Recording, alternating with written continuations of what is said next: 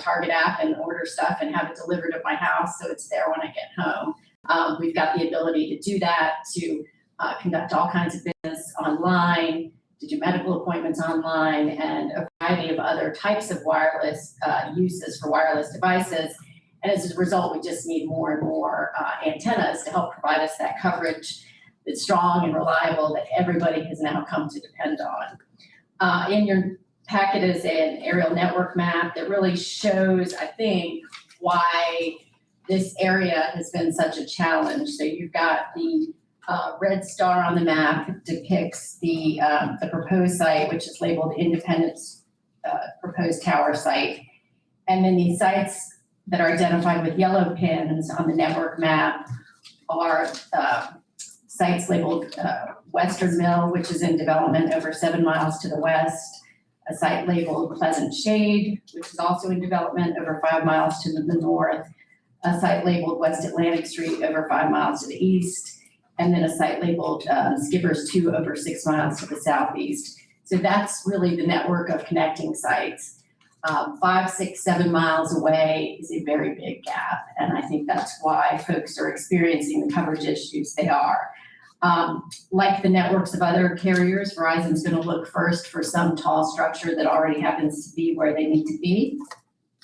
If you look within 5 miles, there are only 2 sites that Verizon is not on, and those are over 4.5 miles away, 4.3 and 4.5 miles. One to the northeast and one to the east, and those are really too far away to be able to provide the coverage in the area that the RF engineers are seeking to provide better coverage in. So absent some tall structure, Verizon, just like everybody else, is going to look for a site.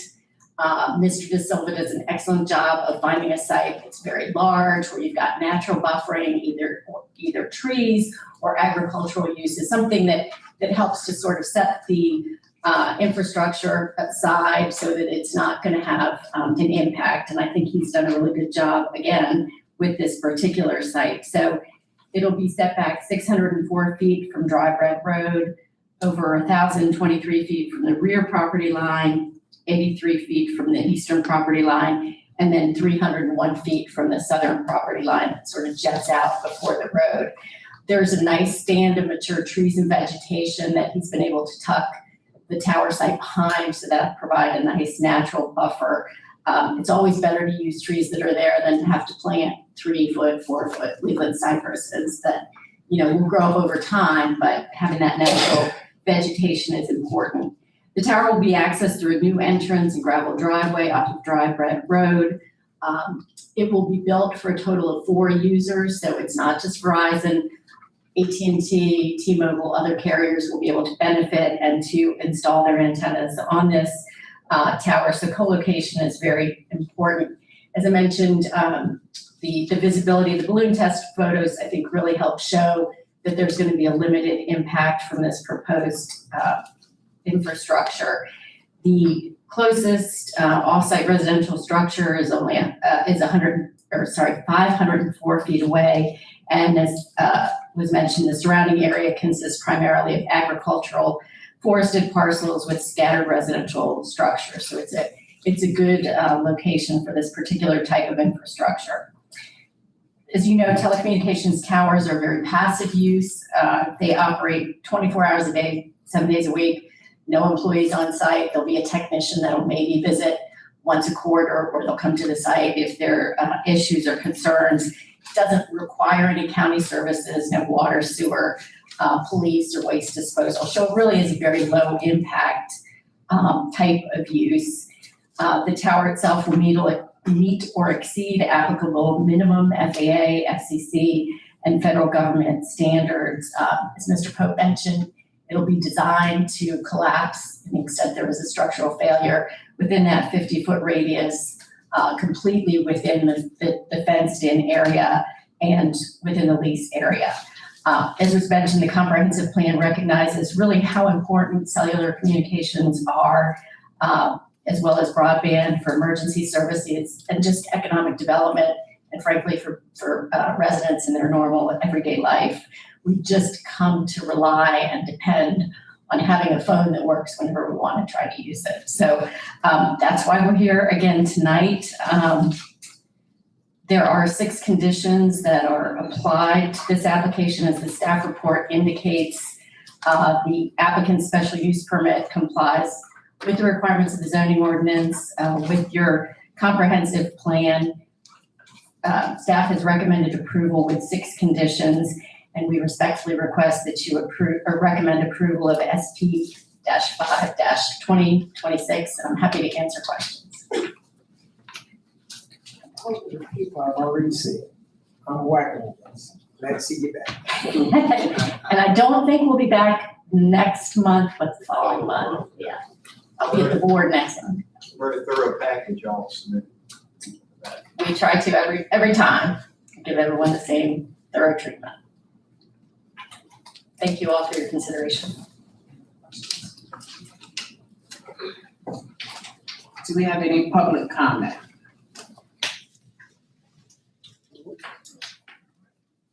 Can we get a motion to go back into regular session?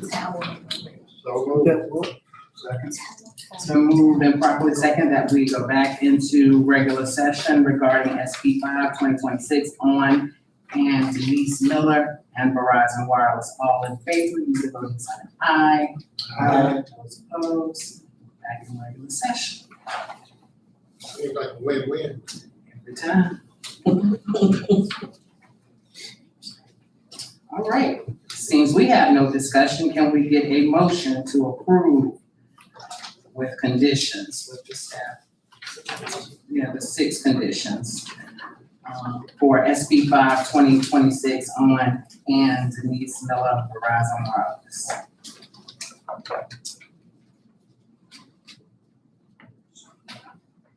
happy to make that motion. Can we get a second?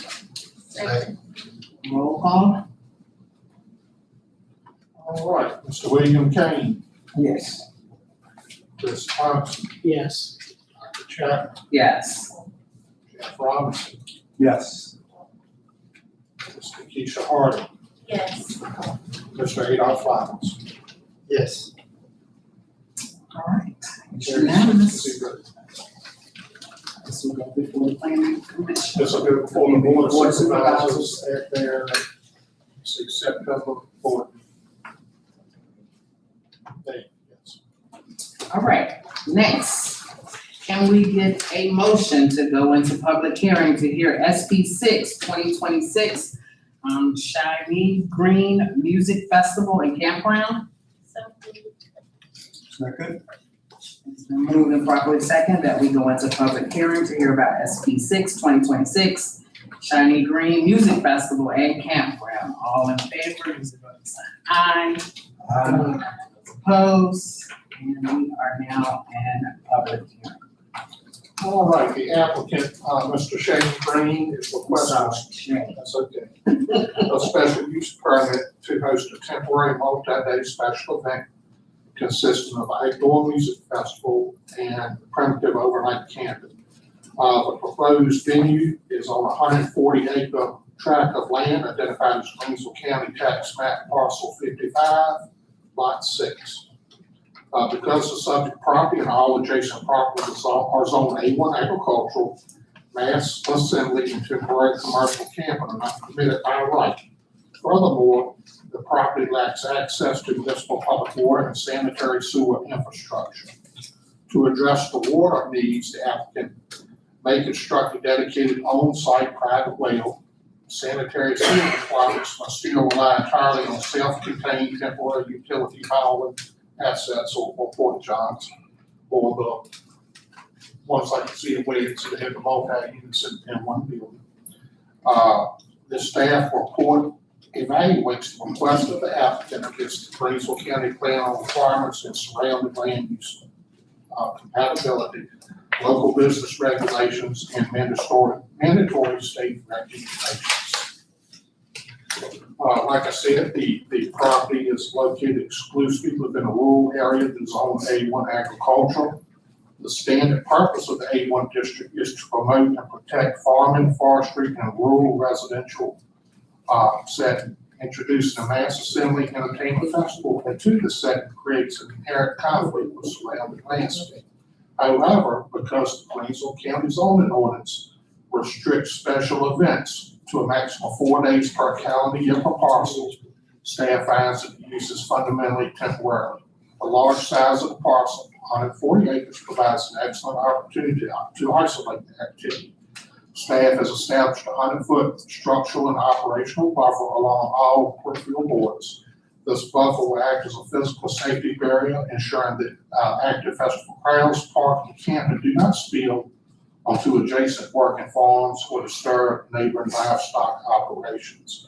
And when you look at the zoning ordinance, this is allowed, a special event such as this is allowed with the issuance of a special use permit with conditions aimed at limiting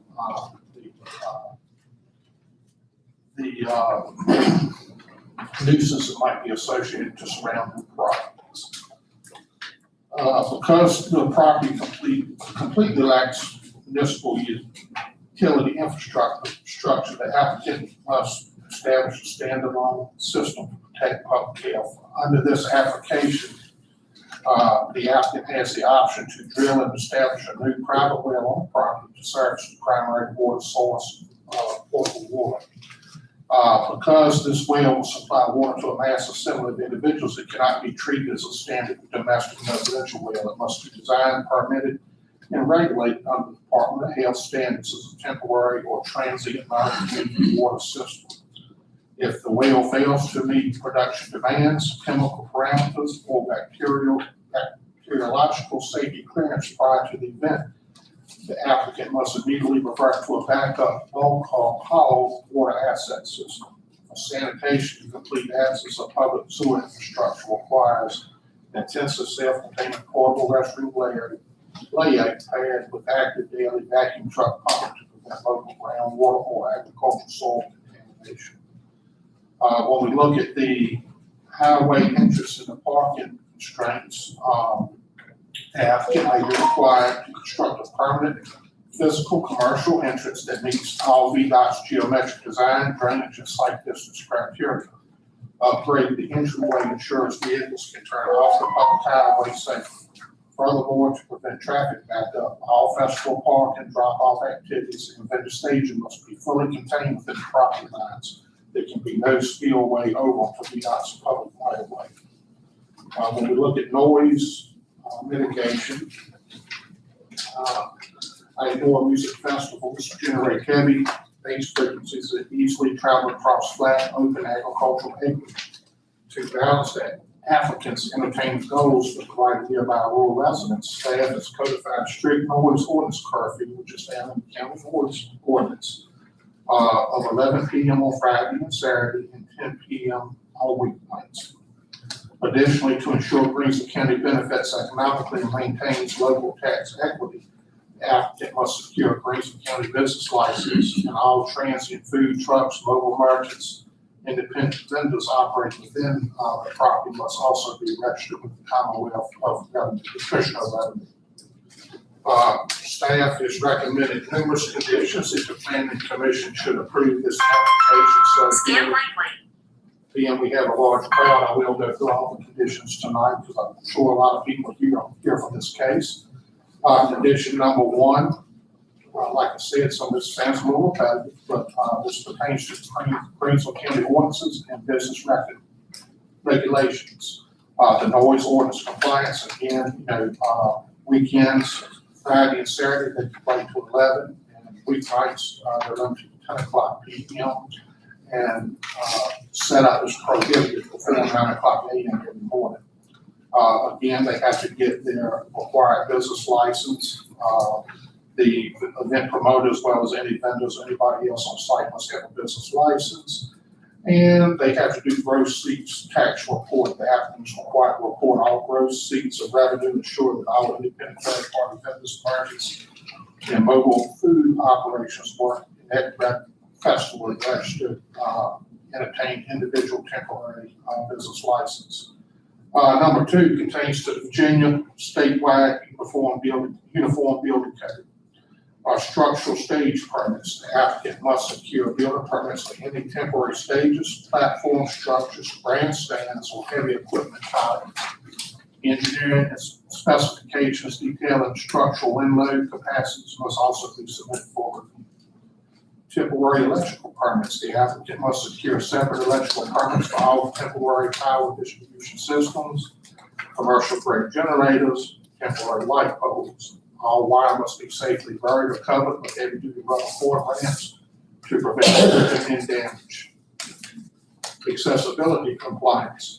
In accordance with the Uniform Statewide Building Code and the American Disability Act standards, the event layout must provide accessible routes from designated parking areas, the main viewing areas, ticket booths, and bathrooms. Temporary plumbing connections. Any temporary plumbing connection made to the developed on-site well or storage tanks or gray water holding vessels must utilize approved backflow preventers and plumbing materials rated specifically for potable water supply distribution. When we look at the Greensville County Building Department fire safety regulations, the applicant must secure separate operational permits from the Greensville County Building Department for any temporary membrane structural assembly tents exceeding 400 square feet. All tents and decorative backstops must carry factory affixed label certified compliance with NFPA 701 flame propagation criteria. Clearances. A 20-foot fire safety clearance must be maintained between tents, parked vehicles, generators, and property boundaries. Camping fire ban. Open campfires, charcoal grilling, and consumer fireworks are strictly prohibited in the designated primitive camping zone. Fire extinguisher infrastructure. This is a long paragraph, so I'm not going to read it, but you have to meet the fire code and have fire extinguishers at all required stations, that require. Condition number 4 addresses the Virginia Health Department's environmental health regulations. The applicant must secure a temporary campground permit from the Virginia Department of Health at least 30 days prior to the event. Again, we talked about the private well regulations. They must obtain the permit for that, do all the testing, and receive an operations permit from the health department to utilize that well. We spoke with the emergency backup water in the event that the well, they have well failure or electrical loss. The applicant must maintain a backup contingency plan to provide certified bulk haul water to the site via food grade water tankers. Again, self-contained sanitation facilities must be utilized at a rate of 1 unit per 75 anticipated attendees. Wastewater and septic hauling, they must maintain a signed active contract with the licensed septic hauler for continuous daily pumping and off-site disposal of black water and gray water in all holding tanks. Waste and litter control, a comprehensive solid litter waste control plan is required. Dumpsters must be tightly covered and placed inside the 100-foot property boundary buffer. Food safety, every food vendor or caterer operating on site must hold a valid Virginia Department of Health temporary food establishment permit. Conditions number 5 talk about the Virginia Alcohol and Beverage Control Board regulations. The applicant must secure a temporary banquet or special event license from the Virginia ABC Authority if alcohol is sold, distributed, or consumed. ABC applications must feature written sign-offs from the Greensville County Sheriff's Office as well as the Greensville County Administration Office. Perimeter enforcement. Alcohol consumption must be strictly confined to a double fence gated event footprint controlled by certified security check and identification at all entry points. Condition number 6 speaks to VDOT. Like I said earlier, VDOT may require a commercial entrance to accommodate the traffic. Right-of-way restrictions, no event parking, staging, or anything can be permitted within VDOT's state right-of-way along the roads there. All parking must be on site, not within VDOT's right-of-way. Emergency vehicle access, unobstructed dedicated emergency access lanes must be maintained throughout the 140-acre parcel at all times. Condition number 7 talks about the validity, expiration, and abandonment of the project. The special use permit under this request must be operational and established on this tax map parcel within 2 years of the date of approval, if approved by the Board of Supervisors. If the use is not established within the 2-year period, the special use permit shall automatically become null and void. The second section of that condition states that if the approved special use operation stops or are discontinued for any 2-year period or more, the special use permit shall be deemed null and void. All right, staff recommendations. Like I mentioned earlier, this is an allowed use with the, within the Greensville County zoning ordinance with a special use permit within the A1 district. So if the applicant meets all of the conditions that's listed above, staff would recommend that you approve it contingent upon them meeting all of the conditions that were listed. And then, because the site lacks permanent municipal water infrastructure requires intensive well engineering and backup utility assets, all required county business license, state, local operational permits, well safety certifications, fire extinguisher compliance tags, sanitary hauling contract must be finalized and submitted to the Greensville County Building Department of Planning at least 30 days prior to the operation of the event. And if you look at the attachment of the next page, I tried to do compliance and milestone checklists. So they are all the conditions.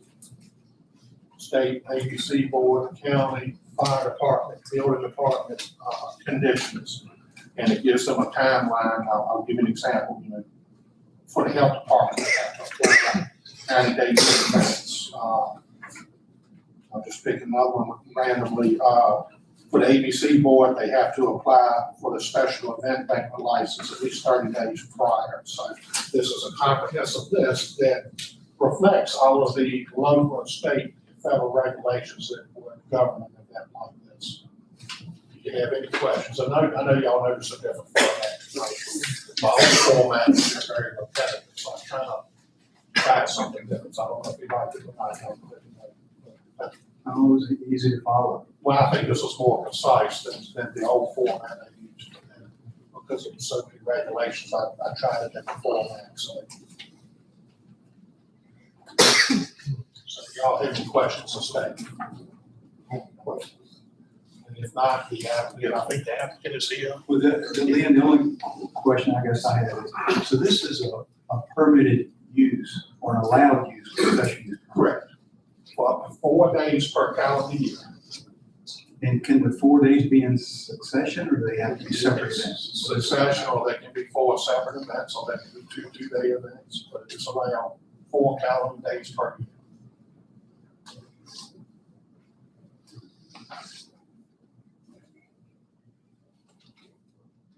That's thing on the table, 4.1. But it's all in the ordinance in chapter 23. He's showing off now.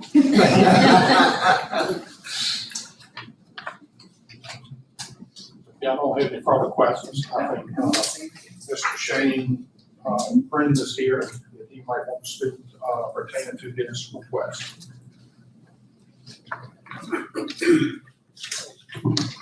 Good evening, Greensville County. My name is Shane Green, and I'm here on behalf of Greenfest. I appreciate this time. I will do my best to keep this short and concise. I'd like to thank Mr. Linwood, who's been incredibly helpful throughout this whole process.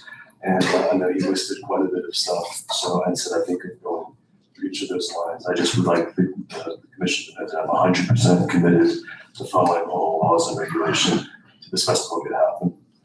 I'm going to cap the festival at 5,000 people. Through research and working with my team, we're estimating that each head should be spending between $200 and $300 for that weekend. So that amounts to about 1 to 1.5 million in revenue. On the security side, I will have a team there the entire duration.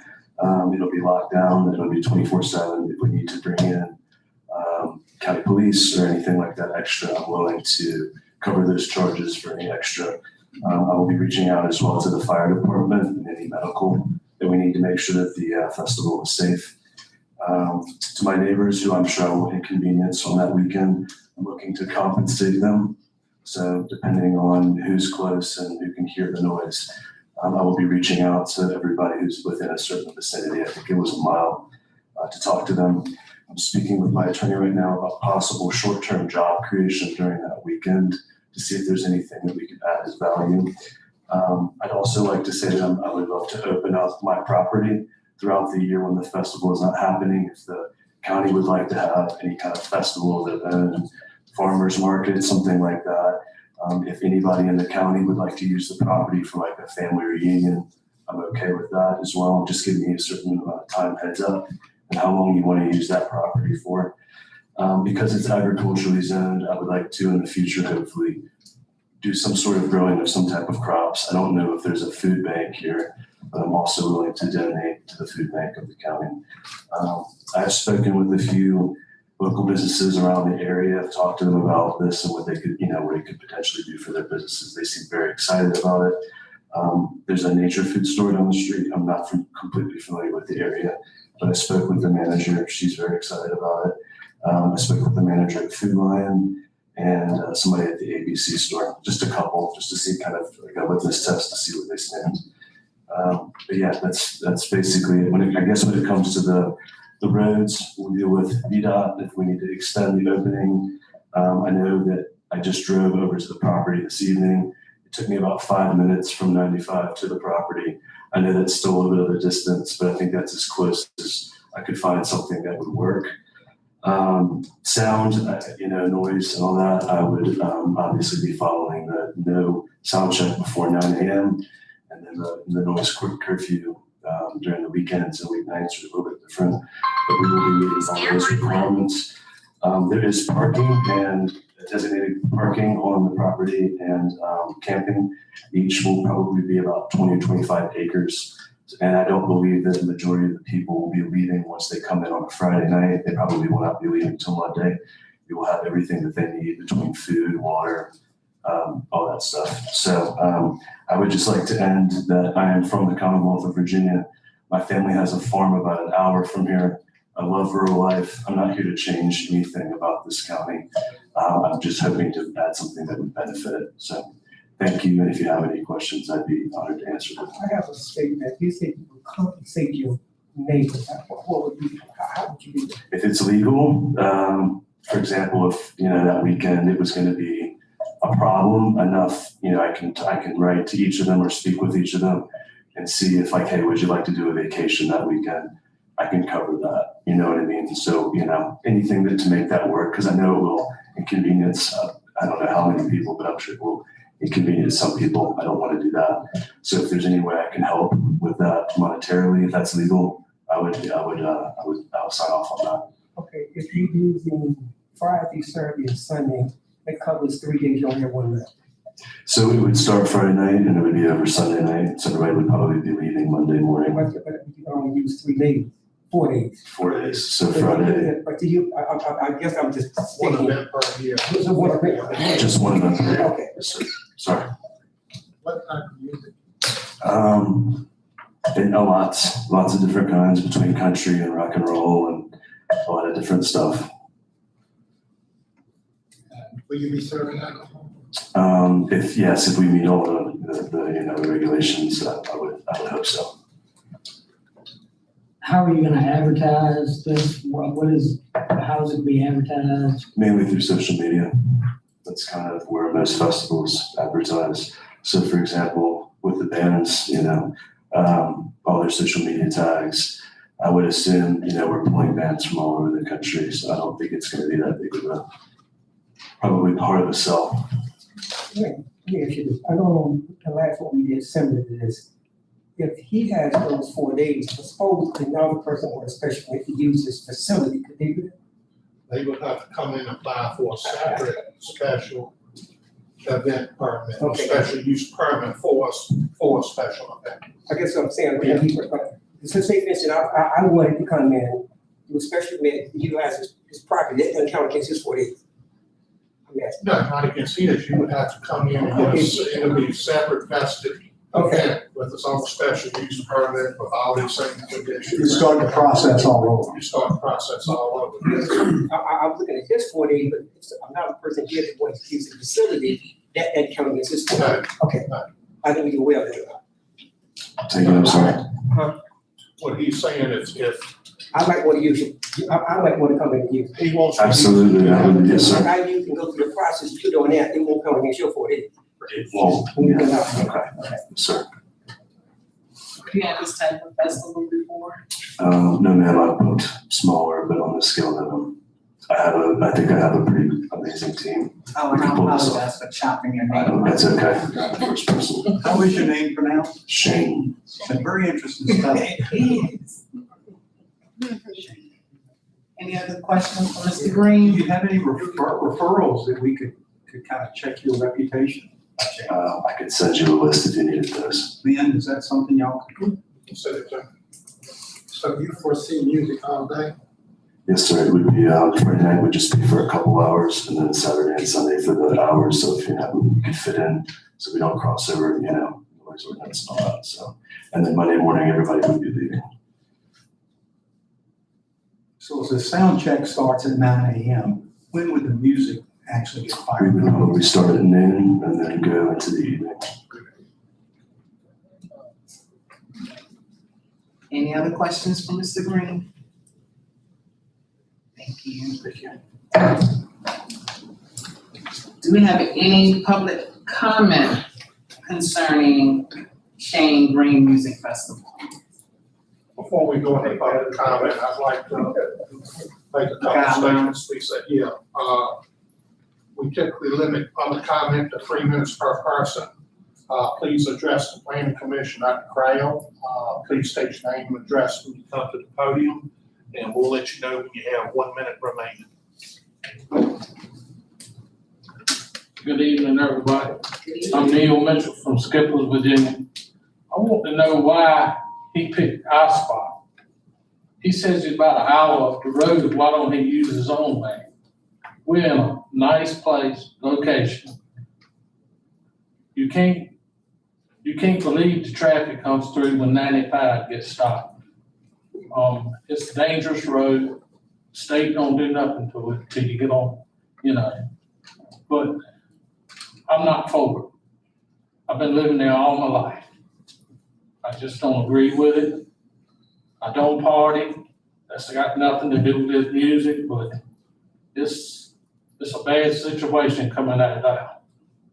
It really is. I mean, y'all need to get off the chairs and ride on the road and meet somebody. See how it is out there. If he's an hour away, he needs to keep it up there. That's my opinion. That's all I got to say. Thank you.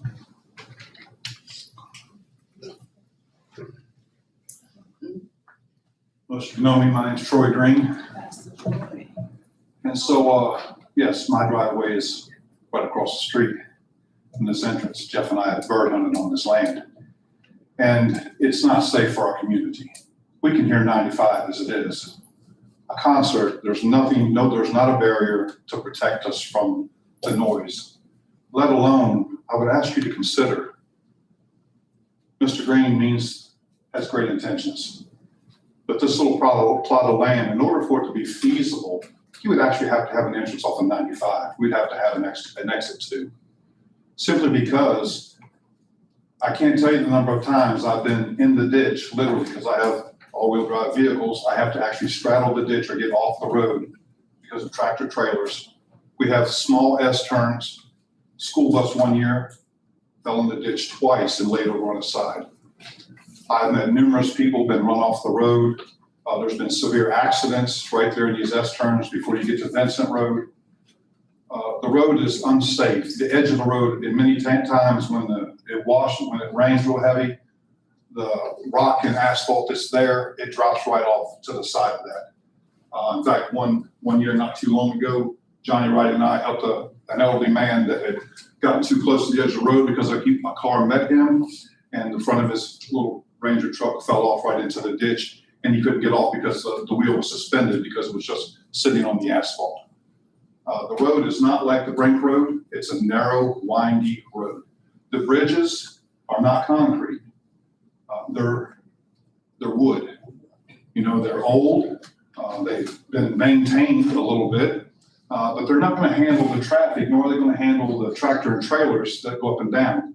And if this is going to be a weekend event, 95 oftentimes, as Neil expressed, the GPS sends everybody down our road. They don't send them down 301. The shortest way is down Morris Ferry Road. And so it's not uncommon for our road to look like 95, literally. You have tractor trailers trying to pass each other. You have car haulers trying to pass one another, as well as all kinds of out-of-state traffic who's in a hurry, and they're trying to get to that other end, to the other exit as fast as they possibly can. And I'm telling you, it's going to be a serious, serious problem if you're looking to have over 5,000 people coming into that area. It's not safe for the community. I lived in the mountains for 4.5 years. There was a place called The Light up on the top of the mountain in Black Mountain, and they had festivals like this. And inevitably, they had the primitive camping and everything. And what would happen? We would have people just wandering around on drugs, walking through other people's property, walking down off the mountain, just completely not even knowing where they're at. They're just out to have a good time for the weekend. This 1 community, minute, Pastor Troy. thank you. This community doesn't need 5,000 people partying across the street. There are other areas besides this little community. Our road will not sustain it. And in all honesty, the community doesn't need it. We just don't. How is it really going to, the $1 million is great. But Rosie's was going to save the city, and that hasn't happened yet.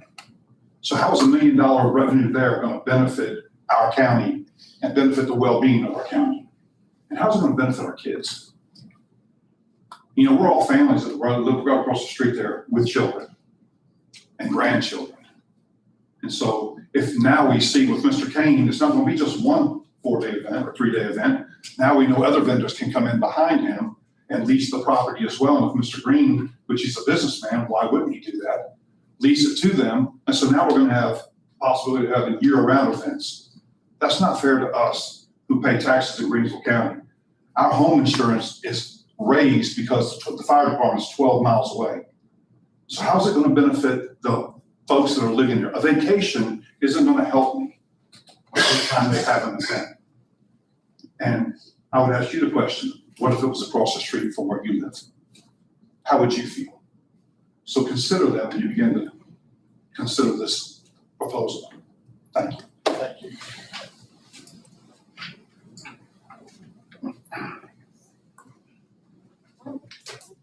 Good evening, my name is Johnny Wright, 4175 Morris Ferry Road, right across the road from this piece of property. I've been living there all about 30 years now. And I have walked this piece of property over many, many times. Every bit of the water on this piece of property drains into the creek, which boundaries the north side of this property. My concern is an environmental thing. Yes, you have all these restrictions and all these specifications. Who's going to police all this? You don't know what's going to get released once they get this thing going. And it may end up in the creek, polluting the creek. The other thing you've heard others talk about, the roads. The roads, you can't hardly get two vehicles down it. It's a very dangerous road, just like everybody said. The other thing I was concerned about is the noise. Now, he's talking about putting up 100 feet of some kind of barrier. I don't know whether it's trees or whatever it is, but trees don't stop the noise. Like Troy said, we can hear 95, and 95 is a whole lot further than where this venue is going to be. The other thing is what generally comes with this type of venue: drugs, alcohol, and weapons. And Greensville County don't need any of that. I'm strongly against it. It's a real quiet neighborhood, and we'd like to keep it that way. And I'm like Troy. how would you like it if it was across the road from your house? Thank you.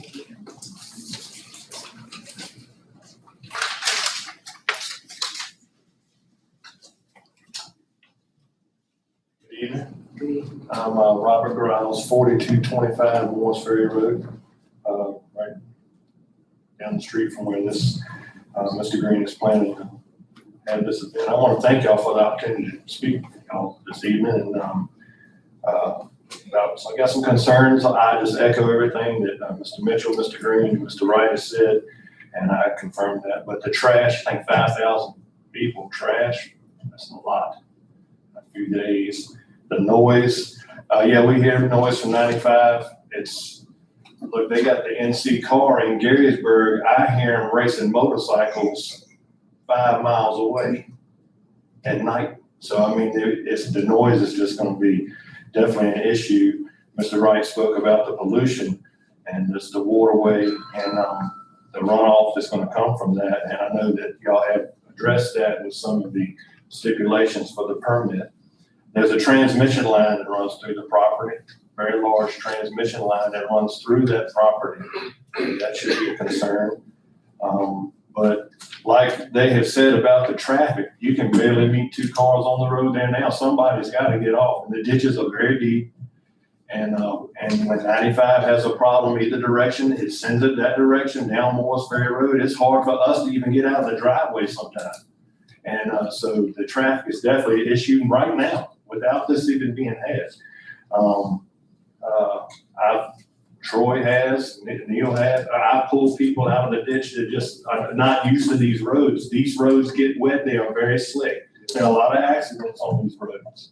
And we live in what they call the S curve right there at the bridge. It's a very, but we come in close to each other all the time. So it's a very treacherous part of highway that really needs to be addressed. I know y'all said they had a commercial entrance that needs to come. It needs to be a commercial highway. I mean, it's not made for that. And not only that, but the loss of timber.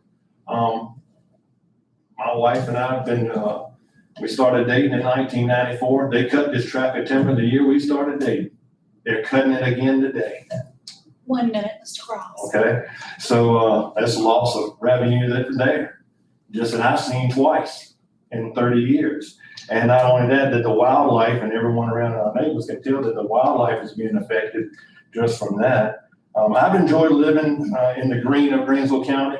I hope I can continue along with my children and hopefully one day my grandchildren, my neighbors, and my friends, and vote for the Cheyenne Green Music Festival campground. Thank you.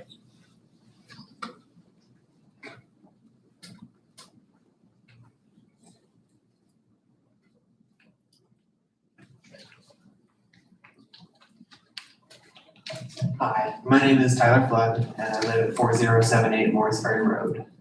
I share about a 1,700-foot border directly adjacent to the property that the applicant is choosing to pursue for a music festival. I speak to everything that my neighbors have spoken about the roads, about the distance from fire, from the police services, and I recognize all that. I don't want to be against this innately. The property is for sale. Someone is going to do something with it, whether it's timber again. But my biggest issue with the way the applicant chose to go about this, he talked to the ABC, he talked to vendors in the area. He didn't talk to any one of my neighbors. He went to the property earlier. It was right by my house. He could have stopped by and said, hey, looking about doing this music festival, do you have any concerns? Is there anything I can include in my permit application that would recognize that you have a 2-year-old daughter 100 feet from where you could be camping? And it is 4 days. It's a music festival. We hear 95. The noise, wouldn't be that long, wouldn't be as much of an inconvenience as maybe other places. But to me, the way that he chose to go about it speaks to that he doesn't want to work with us to preserve the way of life for the other 361 days.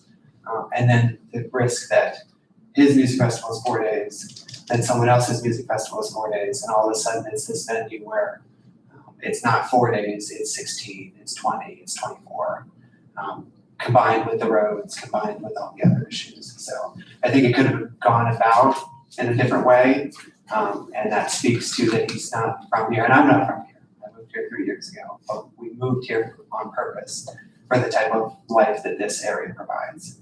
And with no, you know, vacation's great, and I appreciate that he recognized that we'd be inconvenienced. I don't know that he really recognizes how much of an inconvenience it could be. Thank you. Thank you.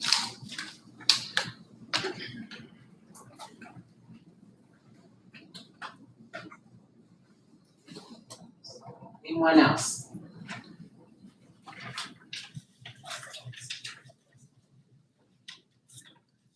My name is Leanne Griles. I live at 4225 Morris Ferry Road.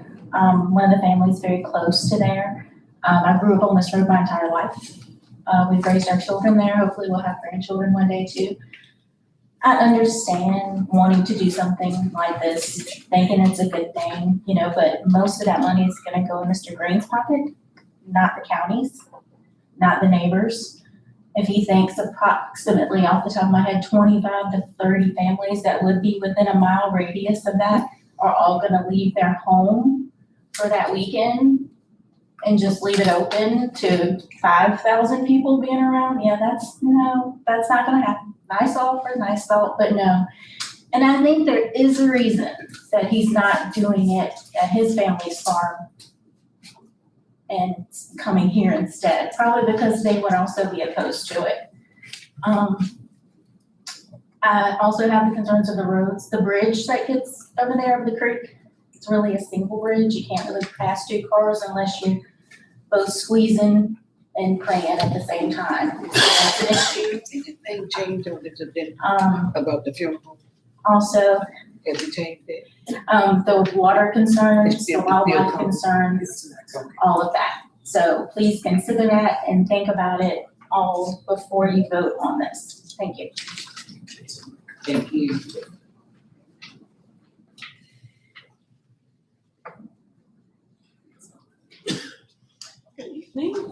My name is Laura Flood. I'm the wife of Tyler Flood who just spoke. As he said, we share a 1,700-foot border with this property. And one of my concerns that I haven't heard anybody bring up, Greensville County has a very specific outdoor music festival ordinance. Chapter 3, Article 2. From my understanding of the definition of what a commercial music festival is, like, it fits this definition. And there's a very specific section of this that prohibits, it says no lodging or overnight camping shall be permitted at any festival use. So I don't know if anybody can answer how that conflict is being resolved, but the fact that our county has a very specific ordinance against music festivals, and also, well, it does allow them outdoors under certain conditions, but has very specifically prohibited overnight lodging. So that is a concern for me that wasn't addressed by the applicant. I saw the application. They filled out very little, which we just heard from Verizon, and they had a very, very thorough application that satisfied a lot of questions. And this application just brought up more questions. It seemed like the applicant was trying to get by with as little information as possible to see if anybody would really care. And it turns out our whole street really cares. So the approach to the application, and as my husband said, the fact that they didn't think to come to any of these people who have lived here for decades, just kind of speaks to that they are not really concerned about inconveniencing us. As another neighbor said, a vacation, it's great, but it doesn't, it changes the whole way of life of this area. Excuse me, one moment. Ma'am, can you ask her to step out with that call, please? Okay. Yes.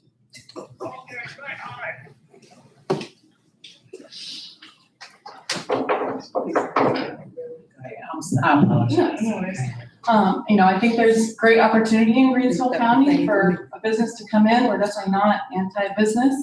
But I would have expected somebody that's throwing an event that affects the community would care more about what the community needs and wants.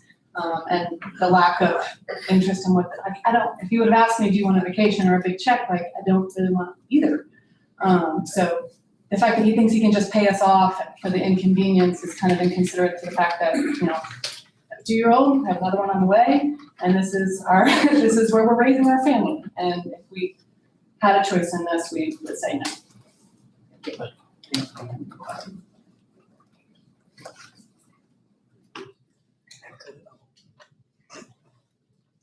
we have any other comments? All right, can we get a motion to go back into regular session? So moved. It's been moved and second that we go back into regular session. All in favor, use the voting sign aye. Those opposed, same sign. We're back in regular session. Madam Chair, Yes. would it be appropriate to have him to address some of these issues? If he would like to.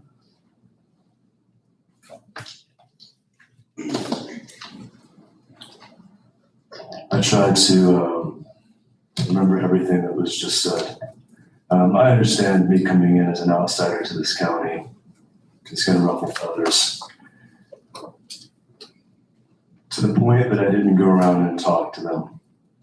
That's a fair point. I didn't know how to approach that situation of just wandering around people's yards saying, hey, I'm gonna buy this property. This is what I'm gonna do with it. I think if I would have just walked on their property, it would have been a whole other set of issues. I have tried to do this in probably 4 or 5 counties now. This property is a steal. This is not, I'm not trying to come in to directly affect. I drove that road. I understand what they're saying. I would hope that that weekend of the festival, we could have something situated to where police, whatever needs to be to help direct in to maybe ease that so that people aren't flying in. I think drugs and alcohol and weapons, that's not a thing. We're going to have it locked down. There's going to be security. None of that's going to be happening. We're going to be working in conjunction, hopefully, again, with county police. I'm not trying to pay these people off in the sense that here, it was like, I don't know what else to do. So, hey, maybe money for a vacation. You don't want to go on vacation. That's fine, pocket it. I understand another point about I should go up an hour up the road. That's not my property, it's my grandfather's property, and it's not big enough to do this. I had spoken with him for months about this. It was not gonna be a thing.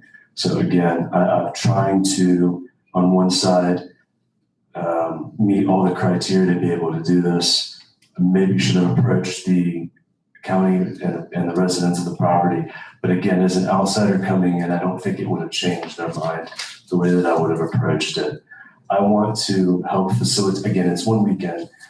When I said I was going to open up the land, I didn't mean I was going to have other people come in and trying to make money off of it. I was trying to open it up to the county. People can come in and use it whenever. If the county wanted to throw some type of festival where there's kids and all that, that's fantastic. I would love that. So I think maybe a couple of things, maybe some words get put in people's mouths, that's fine.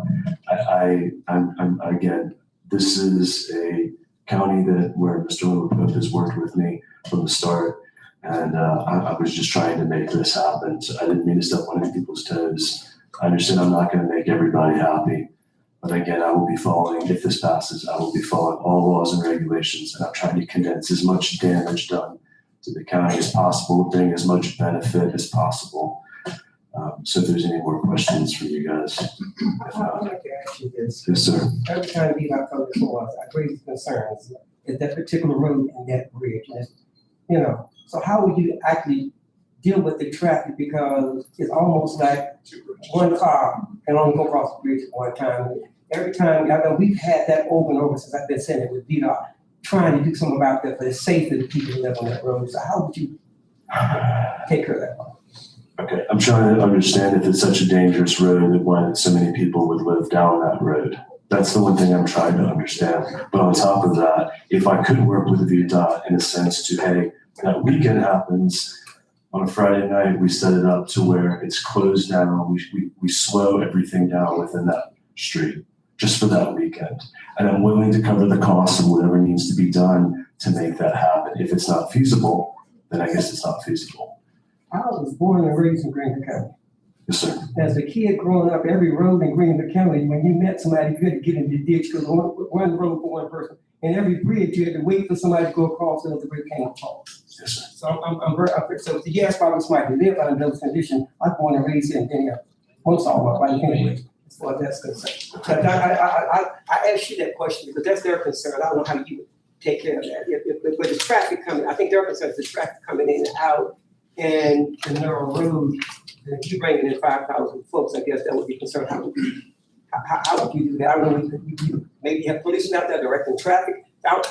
I'm just asking, how would you dictate, would police be out there directing the traffic? How would you have that, how would you? I want to work with VDOT and police and with our county, whatever county organization I need to work with to make that happen for that weekend. I would be willing to do and cover extra costs if that's feasible. I'd like to address the police situation.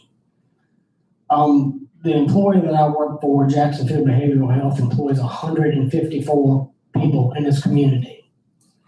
And the Greensville County Sheriff's Office currently tells me that we are too much of a burden on the police force, that we need to do our operation better.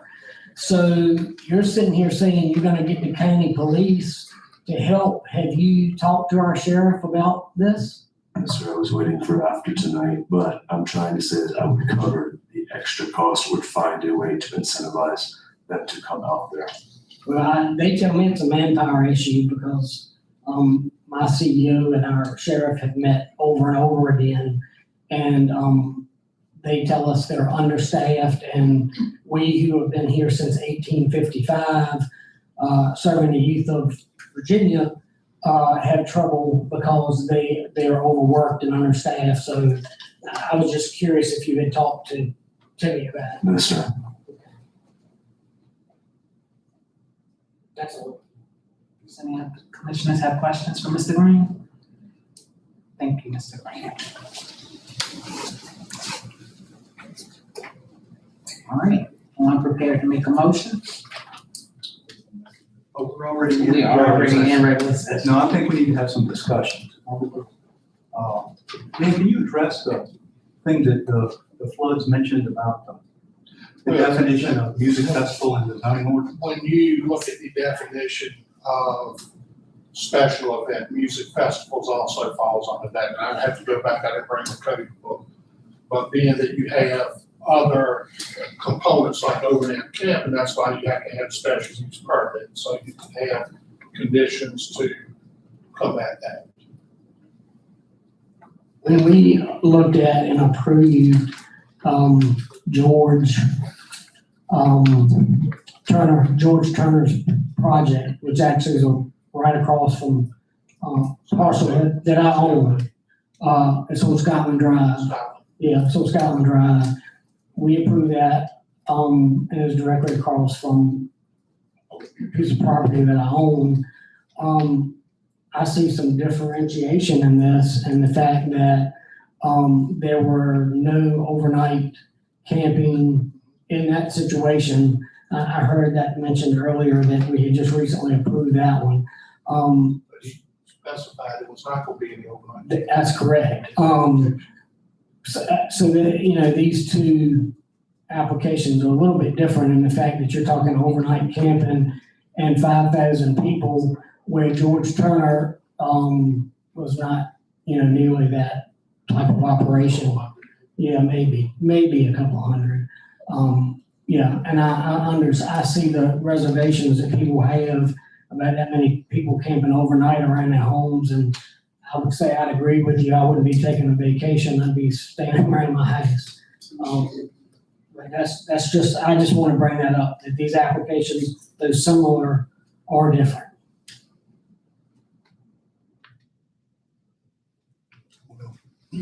I mean, I don't know how the rest of y'all feel, but I don't have a good feeling about this project. I think the things that bother me the most is just the length of the event and what these families are going to be exposed to sound checks at 9 o'clock in the morning, music starting from noon, going until 11 o'clock at night. I feel only 100-foot buffer. 100-foot buffer is like 30 yards. That's 30 yards, nothing. That's from here to the other side of the parking lot. I don't think you could provide enough buffer. It would be effective. The other thing I'd like to say to the planning commission as we consider that, we're here to represent the people of the county. And other than the developer, I have not had one person say they're in favor of it, and we have a decent turnout of people that have felt strongly enough about it to come to this meeting to voice their opinion. And I think we need to listen, consider listening to the people in that community, with how they've showed that tonight. And I tell you, I admire Mr. Green for his gumption in putting this together. And, but I don't think this is the right property to develop this. I mean, he has a tremendous amount of items on this checklist that he has to accomplish to operate this once a year. And it just, I just think all that we've heard tonight, I just don't think this is the right site for this project. That's my gut feeling anyway.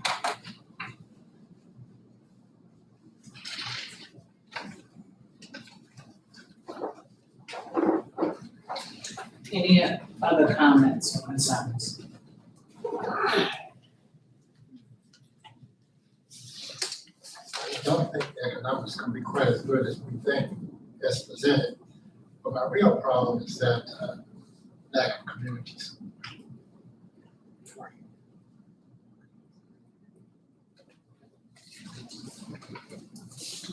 Prepared to make a motion?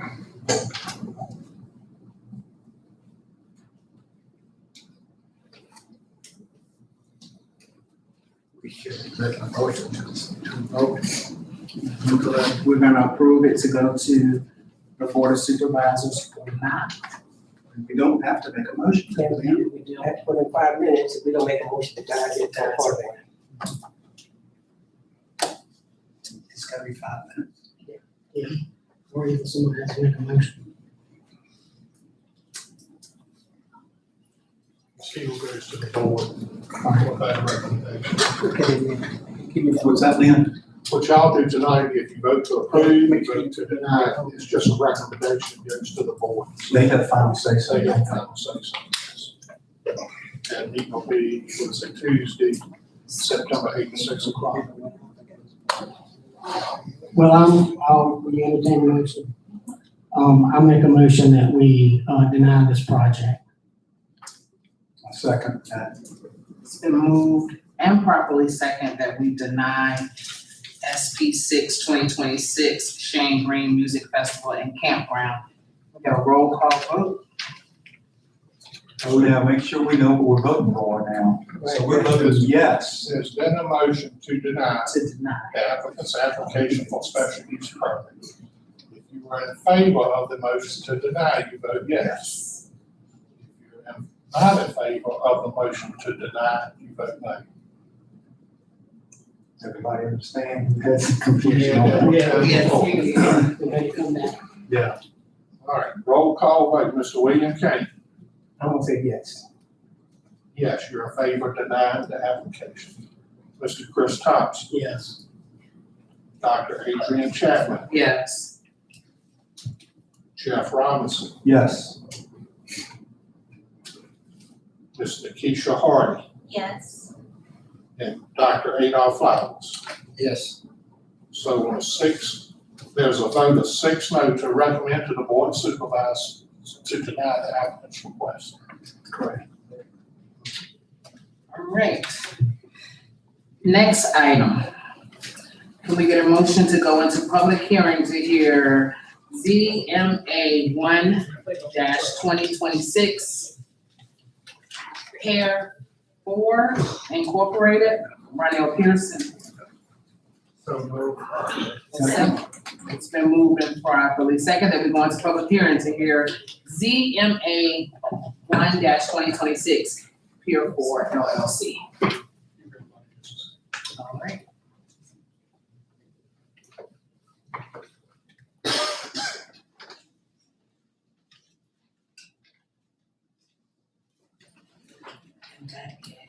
Let's see.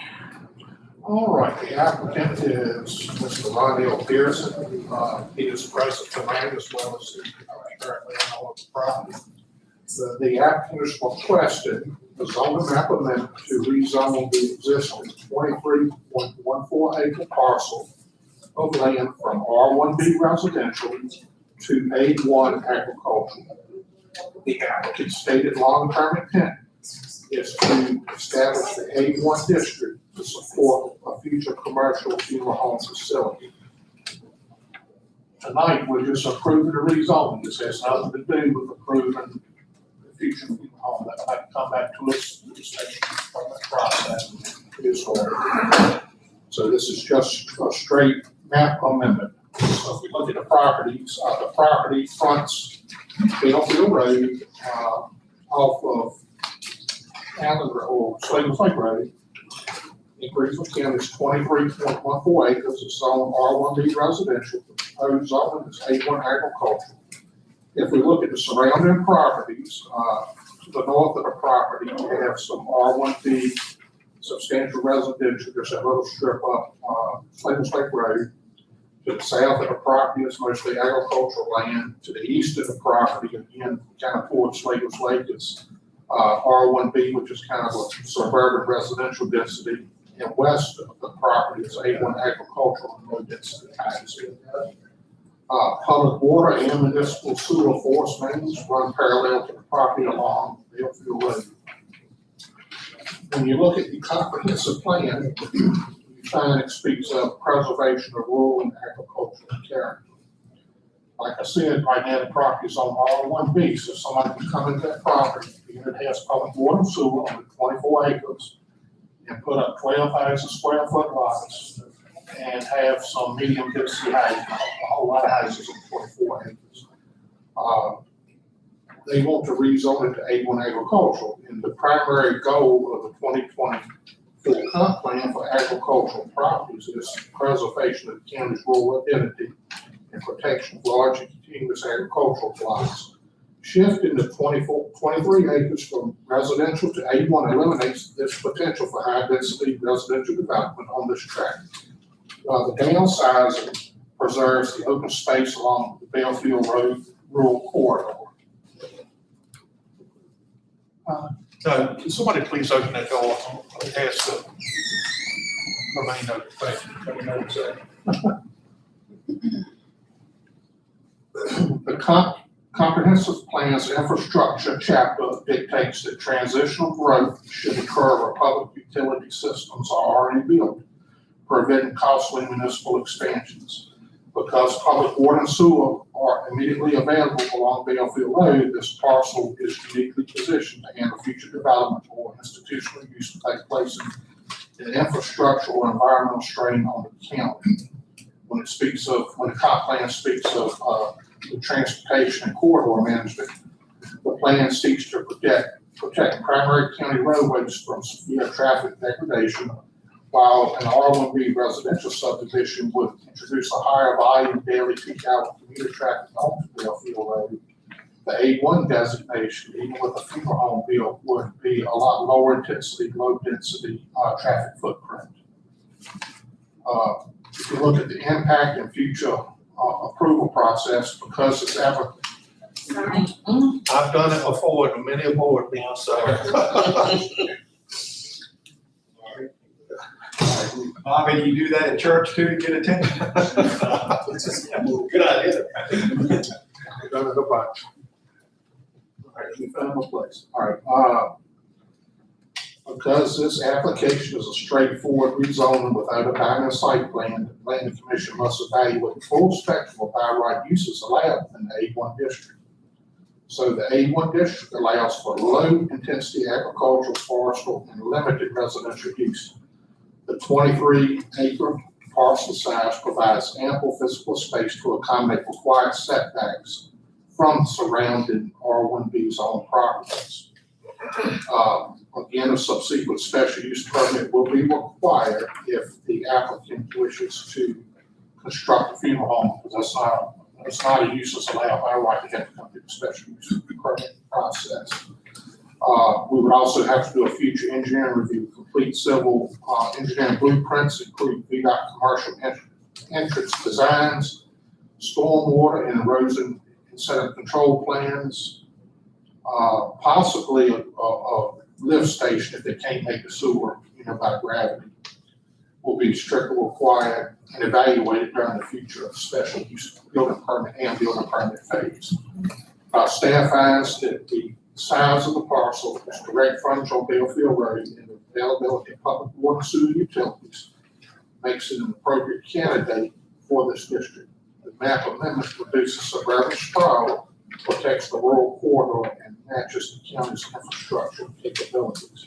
Staff is recommending approval of the applicant's request. And again, this is just a rezoning, not a special use permit for his future endeavors. Do you have any questions?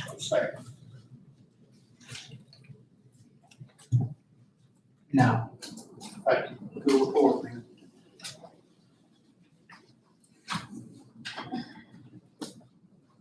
Does Mr. Pearson want to speak? Mr. Pearson, you'd like to speak?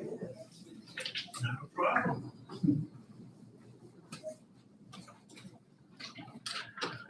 First of all, good afternoon. My name is Ronnie Pearson, 1510 Bell Mill Circle, Emporia, Virginia. I'd like to say to the board, all the members, I think I have had either close relationships or indirect relationships one way or the other as far as the board members are concerned. But I just wanted to say that this right here is just step one as far as the process of the rezoning for the future site for a funeral home.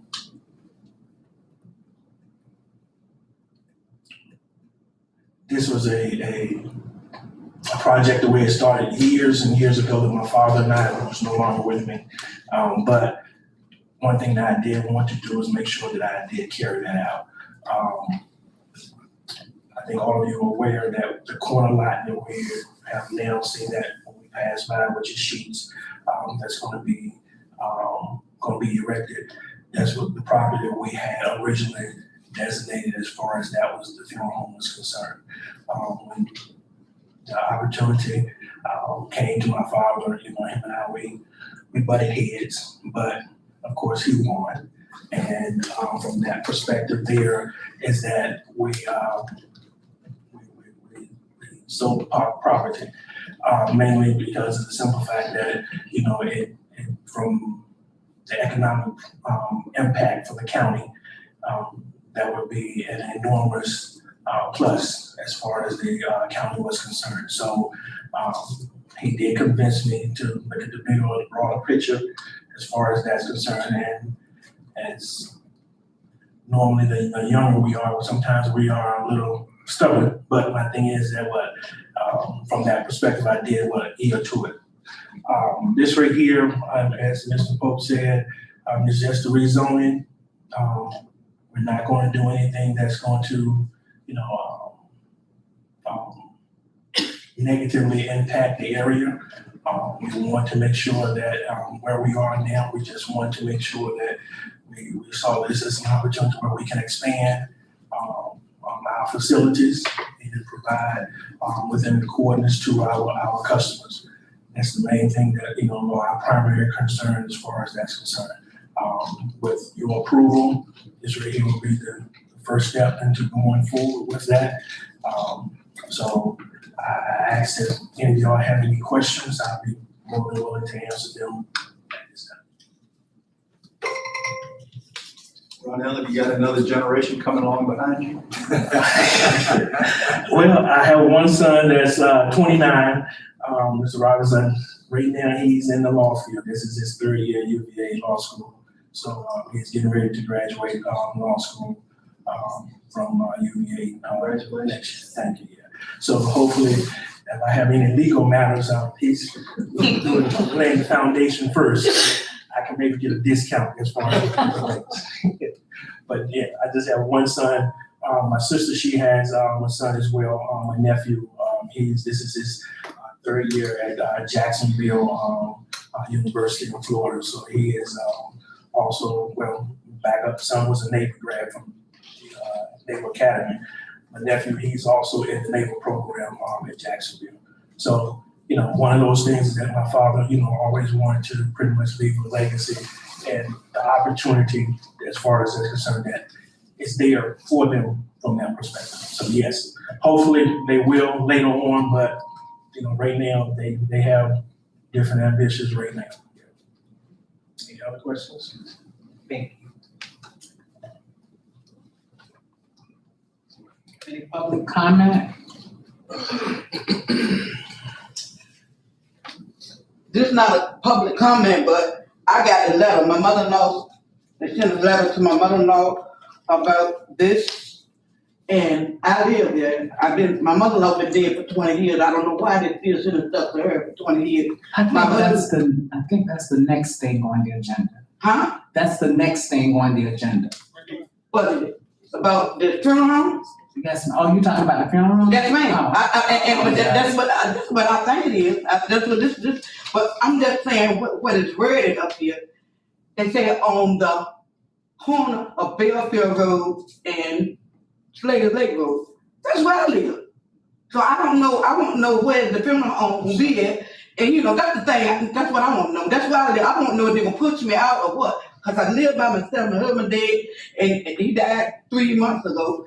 And this letter came in with his mama name on it. And she been dead 20 years. But the thing of it is, I you know, it got the zoning part, it got up there, is what I'm understanding, 33 Belfield Road and Slater Lake Road is right there. That's where I live at. So I want to know where this funeral home will be at. Okay. First of all, the name correction, you need to get with the Commissioner of Revenue so they can get the right name. You need to get with the Commissioner of Revenue to get the name changed to who it should I be. did. My husband had changed his name. So this is And my husband's name was there, been there all the time. But they here at the last minute, they sent this. They've been sending stuff with my husband's name on there. But this time, they sent it with, because I just thought something might be tricky. So that's why I was coming and seeing, being bothered to see, because I really, I ain't got nothing against the funeral home being anyway. But I don't want to be over there at my house because I thought that was mine. All right. You're talking about the Sandlin property. That's right. I don't have a map with me. So Arthur Sandlin, where he used to live, and his daughter lived. Yeah, and Alicia Williams, his Correct. granddaughter, she let him take it over. But she can't be here, but I can't. All right, when you turn off of Slater's Lake Road on the Belfield, you go by the old home place, you go by the single wide trail. Mm-hmm. You go around the curve like you're going to the school. Mm-hmm. This property be on the right between you. Okay. So that's the only thing I worry about. Now, when they rezone it, they gonna run a road through there, No, okay. That's all the thing I want to know, because the way this read, you look at the letter where it read, said, in the corner of 33 Belfield Road and Slater Lake Road. That's right there, because Slater Lake Road ain't down the street on that side of the road. Slater Lake is right there at our house, and they go on down that way. Right. And the Belfield Road come on down this way. We're just trying to give a general description of where it's at. Oh, okay. Well, thank you. That's all I want to know. I ain't got no problem with the funeral. All right, thank you. Come on. Mr. Business, we're gonna be neighbors, hopefully. Yeah. You're fine. Okay. All right, thank you, baby. Do you have any other comment? Yes. Yeah, good evening, Chairperson and members of the Planning Commission. Yeah, my name is Michael Williams from Baltimore. I'm representing the GWI Estates, which is adjacent to the property that's getting ready to be rezoned. I have some of my family members here that also own part of that property. So just briefly going through the rezoning, I was looking, I had some concerns and looking at the application. So I guess the first thing I noticed on the application, it stated that it was for 7.85 acres of land on the application that was supposed to be rezoned, but they're rezoning the whole 23.14. They were looking at one time carbonate, and Ronnie, you can correct me, breaking it in two pieces, but they did go through with that. So that's part of the mistake. They're redoing the whole 23.14. Okay. And another thing that I noticed in the application, it didn't just state the proposed use, which I found out is for a future funeral home. Now, looking in the the description of the request, it states a funeral home, but I had to put on my glasses, and it said funeral home / housing. So It would be, that's where I was having on that. I can touch on that. Okay. I didn't mean to cut you off either. All right. All right, in an A1 district, all right, it's on R1B residential. Yes. You can have 12,000 square foot lots and houses everywhere. In an A1 district, you're still allowed to have housing, but they're on acre and a half lots. Okay. So you go from, how many, Jeff, on math, it's not working tonight. When you take acre and a half, that's 43,560 feet, plus half of that again. You can get a whole lot of houses if it's on R1B. 23. Versus when it goes to A1, whatever residual he has is still, that's still an allowed use there on an A1 property. So if he had enough for one lot, he could do a house, he might have enough for two after the funeral home. But they would be larger lots, they wouldn't be small lots, but housing is an allowed use in A1 district anyway. Okay. Most of the counties A1 will have houses everywhere, they're just on larger lots. Okay, so my question. It would be 65,000 square feet compared to 12,000. Okay, all right, thank you. So my question is there gonna be housing there? That, I don't know what he's gonna do with it in the future. I don't Okay. know. But I mean, it could be, as any agriculture district, somebody can put a house on it. Okay.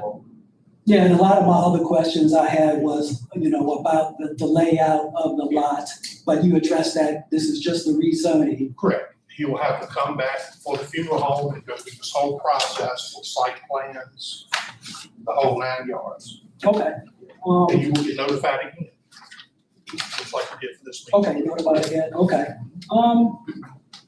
I guess I did have another question. I know it was really just the adjacent lots where people were notified, but I don't know if people up and down Slattles Lake Road or even up Belfield Road should be notified that this changed also. I mean, this is, a funeral home is, it's really a commercial property to me. And, historically up and down Slattles Lake Road, I've really never seen any large scale commercial properties there. Well, chapter 15.2 of the state code has the adjacent property notification requirements we have to do for special use permits, rezoning, any type of activities that the BZA or the planning commission takes, and it requires us to notify adjacent property owners across the road. So we don't do like everybody within the mile, it's just people can physically touch it or across the road or across a railroad right of way or something to the property.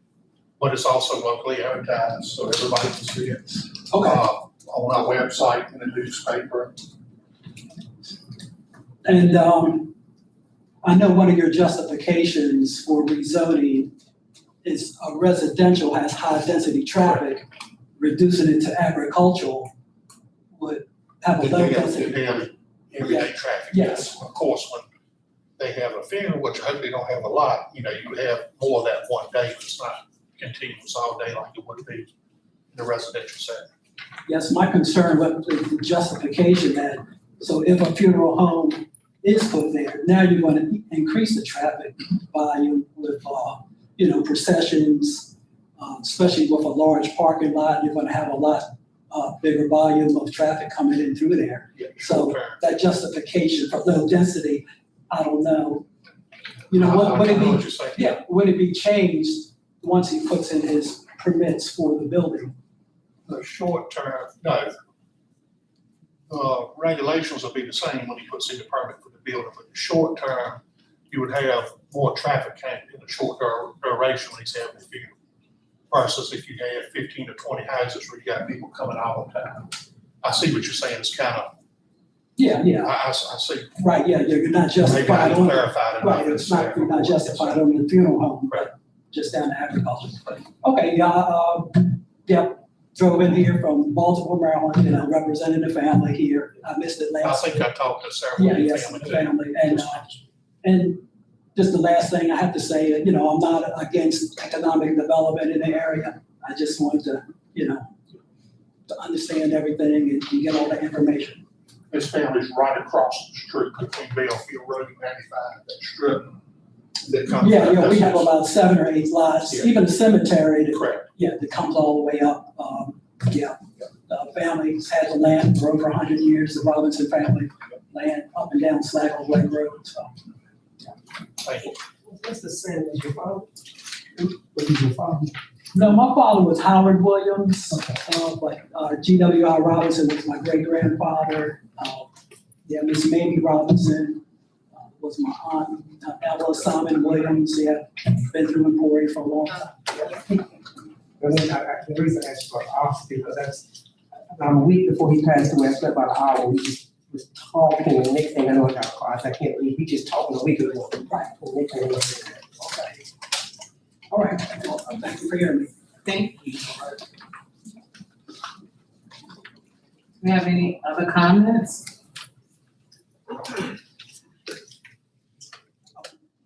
Can we get a motion to go back into regular session? Moved properly second that we go back into regular session. All in favor, use the voting sign aye. Aye. Opposed? And we're back into regular session.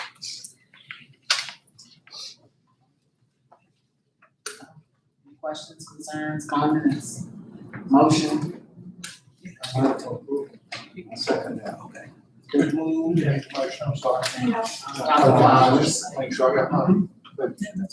He needs a mic. Yes. Yeah, I know. We got IT in the back of the room, maybe. Yeah, so. It's been moved and properly second that we approve ZMA 1-2026 pair for, application for zone change. Correct. From R1B residential to A1 agriculture. From R1B Residential. residential to A1 agricultural. Can we get a roll call vote? Mr. William King, yes. Mr. Chris Thompson, Yes. Dr. Adrian Chapman, Yes. Jeff Robinson, Yes. Mr. Keisha Hardy, Yes. Mr. Adolph Flowers. Yes. Motion carried 6-0. All right, and the last item on the agenda, can we get a motion to go into public hearing for ZMA 2-2026 Harley Thorn Farms of Virginia LLC?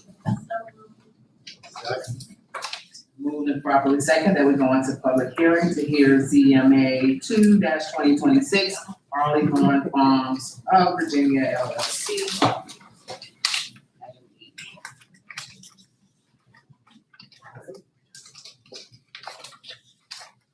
All right, the applicant, Mr. Chris Neal of Arley Thorn Farms of Virginia LLC is requesting a zoning map amendment to incorporate his property on Nancy Branch Road and some along Skippers Road into the Greensville County Technology Overlay District. This application encompasses a total of 8 properties totaling 1,269 acres, which is currently designated as A1 agricultural zone properties. The primary objective of this amendment is to position the large-scale property for future high-tech industrial infrastructure development, specifically data center-type projects, by modifying the underlying development frameworks via the overlay district. So if you remember, we went through this in December of 24, where we established the overlay district. So your underlying zoning, which in this case is A1, is still with its own, not changing A1 zoning. You just put the overlay that allows a few more technology-based uses. So a good description I give of overlay district, how it works to people, and I'll use something local to that neighborhood. We have an overlay district at Crossroads of 301 and Morris Ferry Road, right there at the post office and stuff. So that's typically A1 agricultural. Well, being as A1 agriculture, you could have your peanut company there, you could have post office, you could have, it used to be GW store, I think it's a church name, but those type uses won't be allowed. So you see a lot of areas in the county that have these overlay districts, Purdy Crossroads, and Skippers Crossroads, all over the county where they allow these additional uses that are kind of neighborhood community oriented, such as local stores or whatever. So this is kind of the same concept on a larger scale. And previously, like I said, December, we adopted the POD ordinance on the properties on Otter Dam Road and on 58 west of town, the Chandler's properties. He's seeking this TOD designation or overlay district on his property. So I hope that explains the purpose of the overlay district. Does the TOD have permitted uses? Yes, and they're all permitted by special use permit. Again, just like the case we heard earlier tonight with the special event and also with Mr. Pearson's. Before anything's ever done, they got to come back in and go through all the permit that come before the planning commission. Well, then, when you look at the TOD, it says accessory permitted uses by right? But that's after you establish the big use. which Right, but just to bring to everybody's attention, Yeah, some ancillary, which would be by right allowed, would be best. The big battery energy but storage. that has nothing to do with our ordinance, that state law changed that. Right, but I'm just saying, Yeah, that's, it's a permitted yes. use, if it's not a permitted use in agricultural area, but it is permitted use by right, a special use permit. On existing projects with solar. And this has something to do with this case, but the governor and our government just passed the DE battery energy storage system. But that's not what this says. So where are you looking at? I'm looking at page 25-1, Article 25-1. He's in the zoning ordinance. I'm in the zoning ordinance. And it says accessory permitted uses, the following ancillary uses which supported permitted uses expressed under 25-3 are hereby authorized by right in the TOD. In the zoning ordinance, if they get the primary use approved, Then the best some of is, those accessory uses are allowed by right. that's what I just wanna make us, It can't be allowed without the permitted primary. right, but it could be, right. But it is not, does not require a separate special use permit. Correct, after the main uses. Right. All right, so the current zoning is A1 agricultural. The proposed zoning is again A1 agricultural with the TOD overlay district applied to it. If you look at the current land use in that area is agricultural, mostly timber, farmlands, some low density rural development throughout the area. When we look at the future land use designation in the comprehensive plan, you have a rural residential buffer and any planned industrial uses where they go through this process are allowed. Again, it's 1,269 acres. There's no public or water service available to any of these properties. The only county infrastructure we have is at exit 4 where we have a well system that cannot support any more users. That supports Love's, Wilco House, and the developers like that. We have public sewer for them, but we're limited with water out there. So there's no public water infrastructure that can be utilized by these properties at this time. The property does have the property off of west of 95 that Mr. Neal owns does have a transmission line that runs through it, which makes it attractive for this type of development. When you look at the surrounding zoning, to the north of the properties is all A1. To the south, you have, like I said, light industrial, commercial. To the east is all low density residential and farming and forestry. To the west, you do have 95, which is a major transportation corridor throughout the county and the state. When you look at the comprehensive plan, the economic diversification, the amendments actively supports regional goals to foster business growth, encourage technology sector investment, and generate high utility tax bases.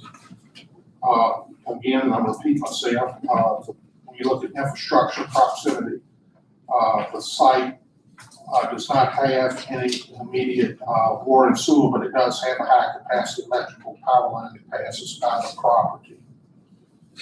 When you look at buffering and transition, due to the substantial acreage, the applicant has sufficient footprint to meet stringent setback, noise remediation, and visual screening buffers required under Article 25.2 of the TOD.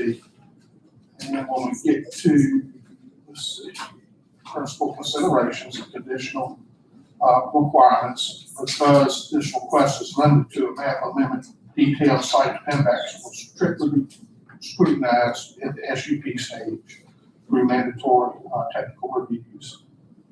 When we look at environmental, wetlands, and cultural resources, stormwater, erosion sediment control, that will all be addressed again. They will have to have engineered ENS, stormwater permits, go through your resource requirements, all your state federal environmental must be adhered to.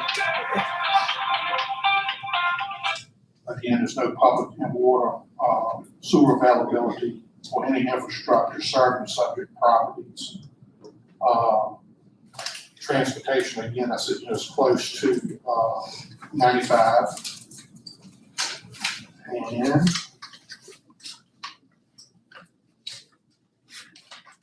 like I said, this doesn't mean anything will happen. I think it's just a marketing, way to market the property by Mr. Neal. And staff recommends, if you find that, everything acceptable, we recommend approval to the board of supervisors. And Mr. Neal is here. I think he would probably want to have a few words before you took public comment, but before he comes up, y'all have any specific questions. So is this for 2 sites? It's a couple sites. If you look at the map, he has a couple parcels. He has one parcel when you're going up 301 across the railroad track on the right before you get to Morris Ferry. He has one site kind of off of Zion Church Road, and the remainder of the property is west of 95 or Morris Ferry and everything. Make the wide intersection. I think with Dr. Chapman, I had the same, kind of going in the same direction that Dr. Chapman had. It seems like you've got 2 technology overlay districts that we ought to vote on separately. And the reason I say that is because there's this land, and then there's stuff that's not in it, and then it's this land when the other ones we've approved have been contiguous.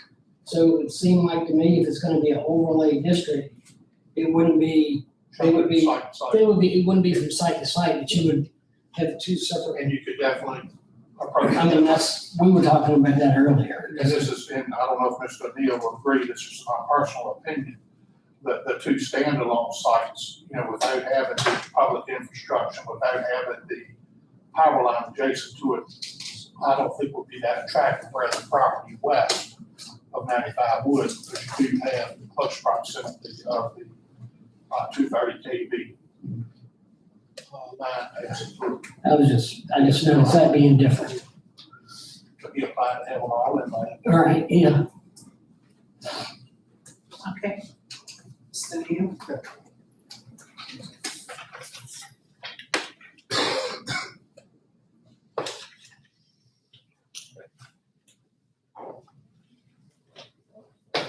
Good evening, and thanks to the County Planning Commission for hearing this request.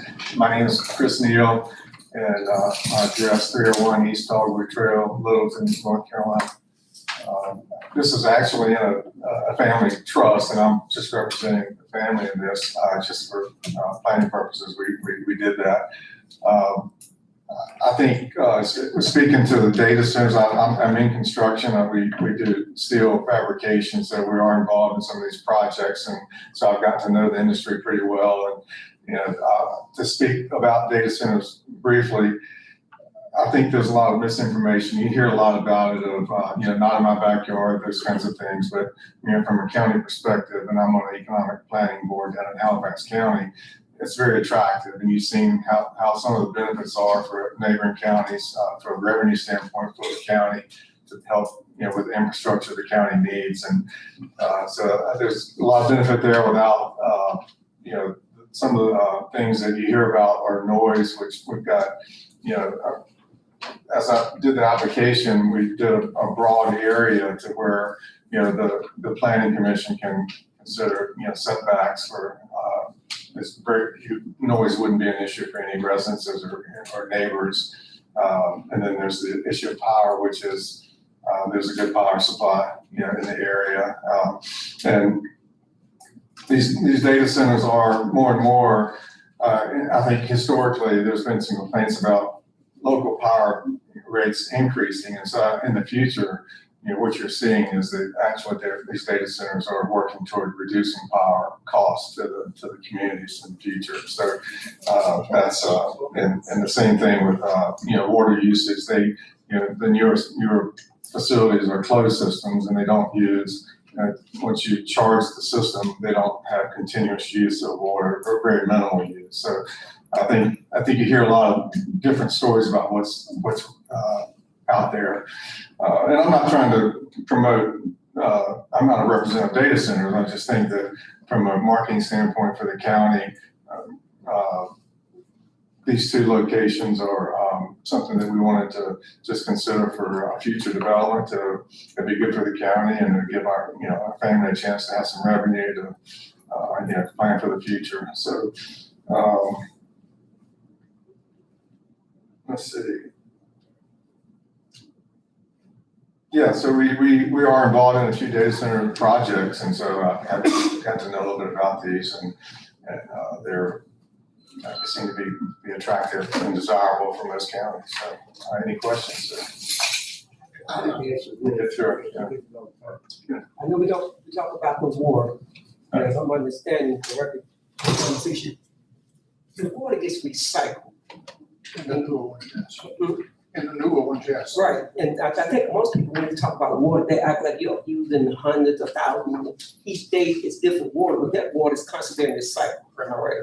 Yeah, it's a closed system, so it goes through a coolant, as far as trying to, take the heat away from all the processes in these buildings. So, this water, it cycles through and it's cooled down, and then, it's a continuous loop. So I think there's some water loss over time, so they have to keep charging it occasionally, but it's not like it's an open system where, right. Okay, the next thing I have is I always get this too.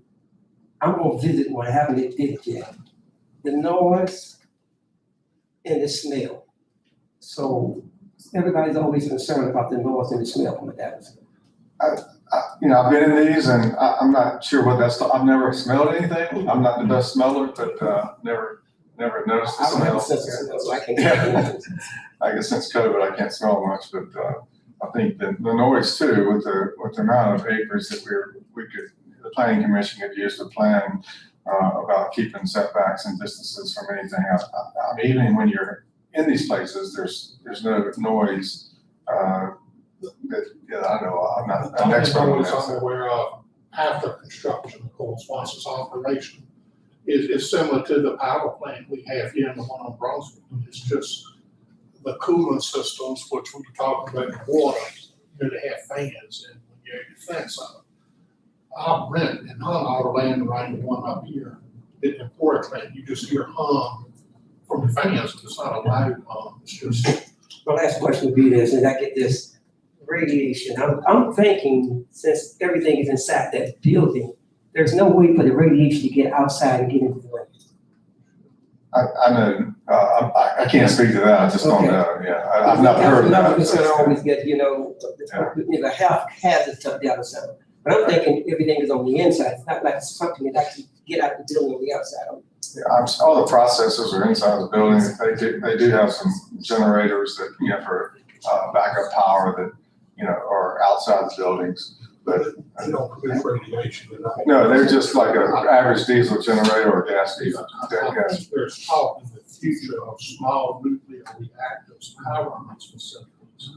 But from what I understand from people in the industry, it would have been about 10 to 15 years before that technology can be put in place. So, I don't see anything in there now that would cause radiation. I might be wrong, but. Well, those are the four things that every time it comes up, And that's what we're looking at in the future. I mean, it's all over the news. Everybody, you got those for, you got those against. Yeah. As we sit here now, is there an entity looking at that project to do a data center? I don't have anybody that's looked at it, or I've had, because I'm a little bit in the industry, I hear about people wanting to look, and I know that the counties also has other sites that they want to market for these buildings. So I just wanted to also if you had several sites, it might help draw some of those customers to the area to try to develop data centers. And I have people I could reach out to ask if they wanted to, come see this property, and is this something they would, like to explore further. So basically, If this gets approved and I could help, try to market it, and I'd be happy to do that. The current climate right now, do y'all know what PJM is? Yeah. Chris does. Yeah. Y'all familiar with PJM? PJM is who owns all the power line infrastructures. Pennsylvania, Maryland, New Jersey, all the way down into Virginia, North Carolina. They own all of this distribution infrastructure. That's who Dominion Power, Mecklenburg buys from, Prince George Electric, Southside Electric. They are all interconnected. So, and I'm not just speaking of data, when these solar projects come along, they have to apply to PJM for interconnection. And they have to do an interconnection study. That study used to take 3 to 4 years, 6 or 7 years ago. We're looking at 10 years now from what they're telling us. There's so many requests in this whole eastern region of the country for interconnection. So if somebody was to come along today, not for his property, but the one up, another property in the district, they're looking at a minimum of 10 years before they know if they're getting electricity or not, what the cost is to get electricity. And then if you look at the legislative climate right now, that's what the industry and our current legislature is fighting over, who's responsible for the infrastructure improvements. On a smaller scale, all of these solar farms, they have to upgrade, build substations, and they're responsible for the upgrade of the line to handle that project. So it's a much larger task with a data center. So it's just not something that's going to happen overnight. I have a couple of questions. One is for Lynn. Am I correct in that we've got 3 that are still on the go for the county? We have the one that the county has, the Maymac property. We have our promise of electricity. Okay. It'll take 9 years to build that. From what we'll get a third of it, and then a third of it. The other district that we applied on, I'm trying to think of the gentleman's name, across the road. Jamie Craig. Jamie Craig's property. Compass was the company. They pulled out due to legislative climate. They pulled out of Virginia completely. Okay. Everything that had to work, they're gone. They're gone. Okay. The one up on 58 West, the original company pulled out, but there's another company looking. Okay. So they have to go through this whole process of applying to PJM for interconnection. So this is not something that happens in 2 to 3 years anymore. It's I think, correct me if I'm wrong, Mr. King, I think it was $1 million application and fee to apply for interconnection. So you'll have people, prospective people out there just. So those, they ones from AMAC are, we're on track. We're on track for that. Nothing is going to We're dissuade. off track right now. This is not, this wouldn't, approving this one wouldn't derail that. There's some legislative issues. As far as the electricity, we got the electricity. I think there's some legislative issues and financial issues in that development will have to overcome. Well, our safety about who we're going to name that will be the fact of this is they've invested so many dollars. So I don't think they will pull out. They got too many dollars invested to pull out. And then. But it's a lot now, yeah, right now. Right, The okay. legislative. Then a couple questions from Mr. Craig. The one on the water, that one was concerning me because of the rural nature of it. I think he's answering that question because the technology's improved, and I think you made a good point that when you watch the news, you got to see what generation this stuff comes from. Because I've seen video, but you got to look to see when it was taken, where the data center is draining local wells, that sort of thing. So that was my question, the water question in that area, because I know we've got some skipper's wells that are going dry. So those were because they had the on-site water supply, just like a rock quarry, with their deep wells and everything. You have to put the proper term. I'm not an engineer, but when you got these deep wells like a rock quarry, you pull your groundwater. right. I'm trying to think of the proper name. Are you pulling the aquifer? Punch water tables are depleted. Right. That's why we think is why, we're not sure, we had geologists look, when we had 4 or 5 houses up Morris Ferry, they assumed that the Rockport caused the wells to go dry. And we had to extend public water to 4 or 5 houses less than 95 that are on our well system. But these will be on public water, and they're doing a closed loop system. This, Mr. Craig's will be in public. Yes. Okay. Yes, you That's- will not have a well system. Will not be a well system. There's nothing that prohibits them, because they have talked about building a pond that they can pull from when the water levels up in the pond, but not a well system. Okay, so, okay, and the groundwater for the wells is my concern, but public water takes concern. And then, Mr. Craig, the power, I know you got the transmission lines, do you have any idea of getting the actual power to it? I know Northern Virginia is trying to suck all the power out of Southside as it is. Do you have any idea where the power would come from? Yeah, I think the 230 kV line that runs through the, right adjacent to that farm, I think, of course, you have to go through the interconnect study and get the answers from PJM and Dominion. But so I can't speak to what's available excess on that line, but that's. I know what Chris was alluding to, and we've met with Dominion a couple times. And that direct current line flows both ways. It does. But what it does, it allows him to move power more efficiently and have more capacity on the existing line by the direct. So it can come back to us? Yes, it can come back to us. That was our concern, the direct current. But right. It's like they have an engineering meeting, and electrons don't know if they're going to the path of least resistance, and it will serve both directions. Okay. Plus, it allows them to have more capacity on the, not just the 550 kV. Right. I knew that was a big thing that just kind of hit y'all out of the blue, right? I've got the data to back it up. I'll be glad to send it to everybody on the commission. That scared me too.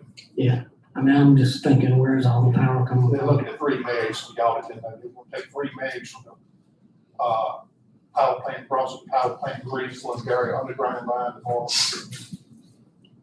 $4.8 billion. Taxpayers pay for Do we have any other questions for Mr. Neal? Thank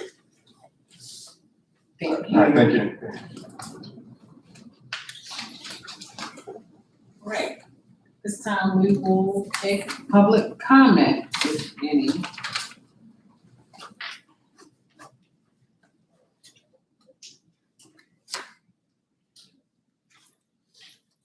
And it is the same as when you spoke before. Okay, 3 Leanne. minutes. Okay, Leanne Griles, 4225 Morris Ferry Road. I kind of feel like technology overlay is too broad a term for all of the properties, because some of the properties are, as you said, on 301. The ones west of 95 do not have, as far as I know, any access to public water, so that would have to be a well drilling situation. Again, within a mile radius, I can think of at least 30 families that are also on a well, so that they could be affected by that. So looking at that differently is something that you need to do.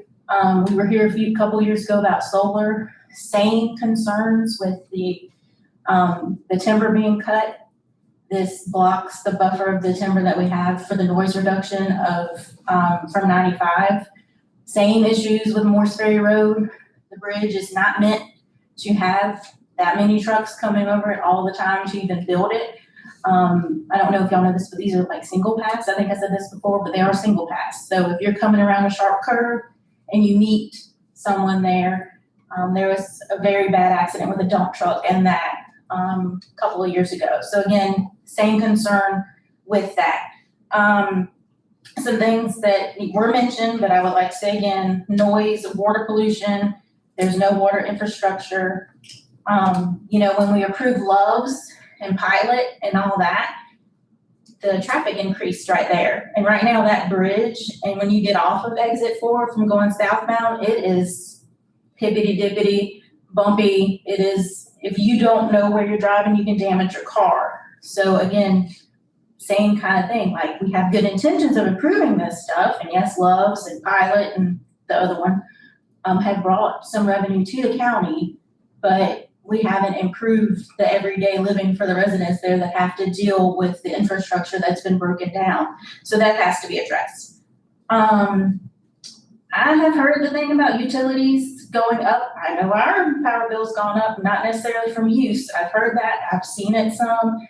We've all gotten a letter in the mail about it, that it's going up to counteract all the power that has to be brought to the area for it. So that's a concern. Pollution of the streams and creeks. Let me see. I'm trying to read my notes. I should real quick.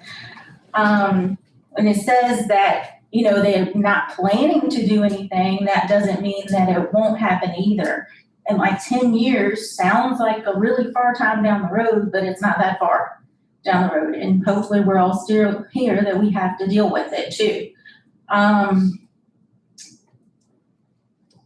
We still, as far as I know, haven't seen too many benefits of solar being in our county. So we also need to think about that, this broad term of technology overlay, like what all does that encompass and how will it affect us all the way together? And I have thought too over the past few days, thinking about this, you know, we built that whole thing for Lowe's in town. Do y'all remember when Lowe's was open? We had a store, we had people have jobs, but as soon as that tax benefit was gone, they were out. So what kind of guarantees are there for this kind of thing too? Because I've heard that private people build these data centers hoping to lease them to the people who want to use them. But again, those people who want to use them only lease them. And then we're stuck with what to do with the land when it's of no more use. And all this is stuck there. So that's also something to think about. And also, if we don't want to approve a music festival for 4 days in the same area, why would we want to approve something that would affect the way of life for several years? Just a thought. So I would like y'all to think about too the broad term and what it actually means for that. And I do know that some of this property is up for sale, so it's just trying to make it where it can be more sellable. It's not necessarily a benefit for our county or for our residents. Thank you. Thank you.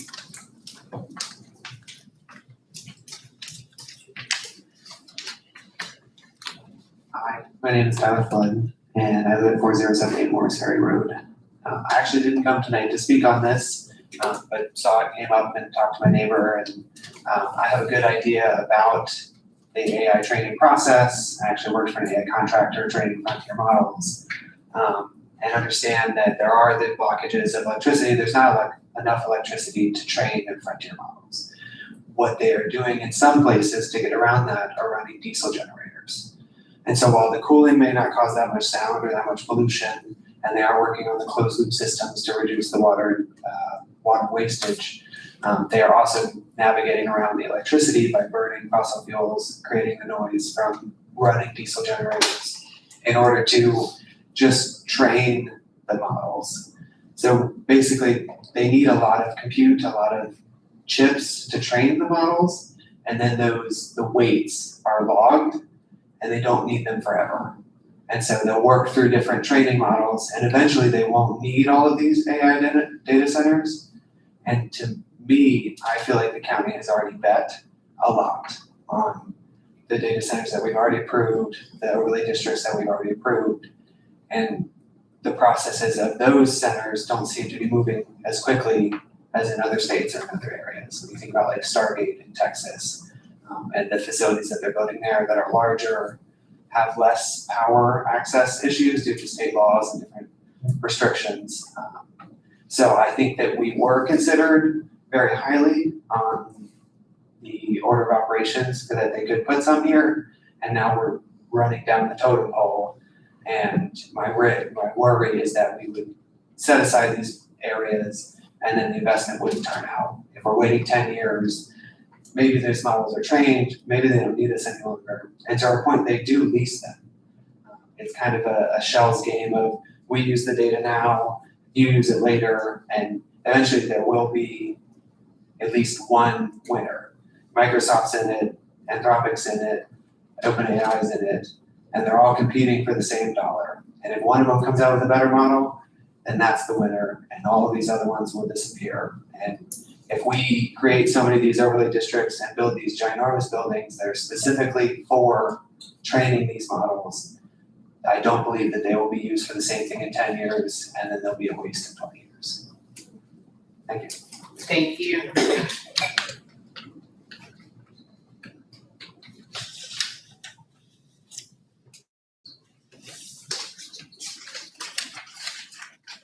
Robert Grouse, 4225 Morris Ferry Road.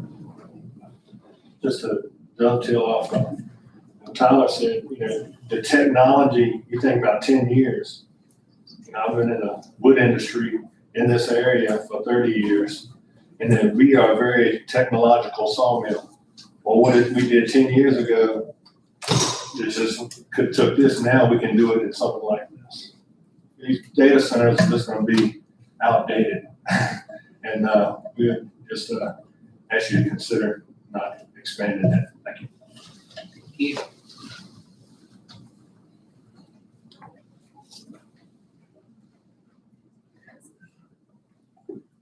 Any other public comment? Yes. Good evening, Chair, Vice Chair, Committee.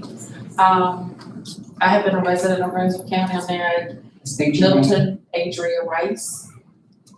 And my concern is the water. And I don't know how many of you live as skippers. I've heard others say they live as skippers. My parents have lived as skippers all their life. My concern is we've had people tell us that if I wash a load of clothes today, I won't have enough water to shower tonight. The wells are just that shallow. I don't know all of what the technology says it can do, but that is an increasingly concern. And it's also a concern that it can provide, the county can provide water for that facility, which may not be here in 10 years because of the way the technology is progressing, but the residents of the county won't have access to water. That is a major concern for most.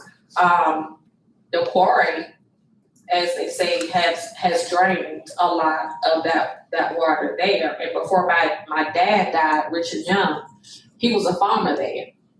So he had to get creative with watering his crops and his animals. It was a concern then, and that has been over 11 years ago. And increasingly, as of today, the well water, now, if you run your water, there's an odor. There's discoloration to the wells. And how much of that water is it gonna take, even though it's being recycled?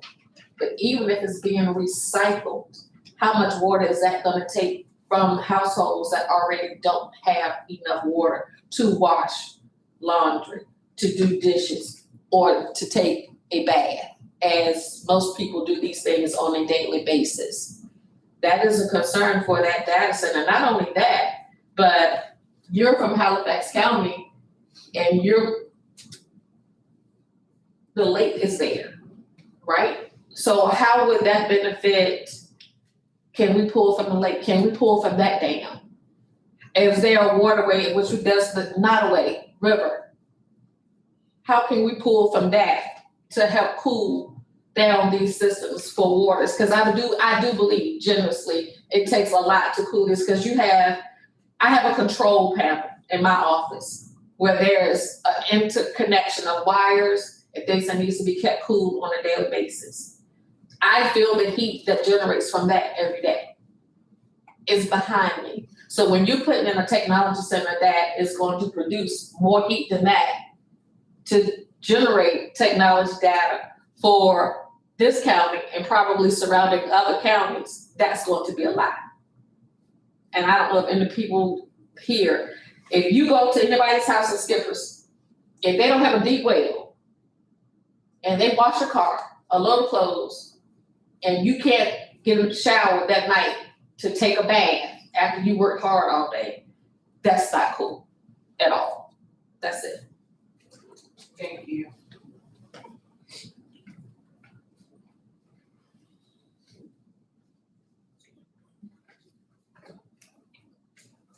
Any other public comment, concerns?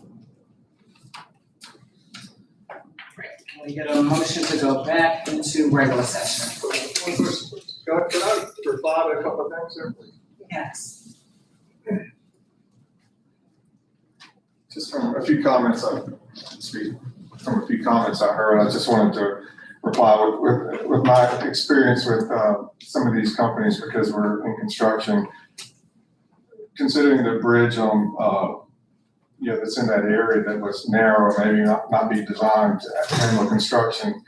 These companies don't take chances and think, oh, I think we can use this bridge. They ask, how wide do you want this bridge and how strong do you want this bridge? So they go above and beyond to accommodate those situations. So I don't think that's a safety concern. You end up with probably a 4-lane bridge instead of a 2-lane bridge, at the end of the day. So that's just one quick comment. I guess there are no guarantees out 10 years, but I think that with the infrastructure and the money that these companies are putting into these facilities, they aren't like solar panels where you worry, will they be here in 10 years? I think that I can't promise that, but the infrastructure and the dollars, they're here to stay.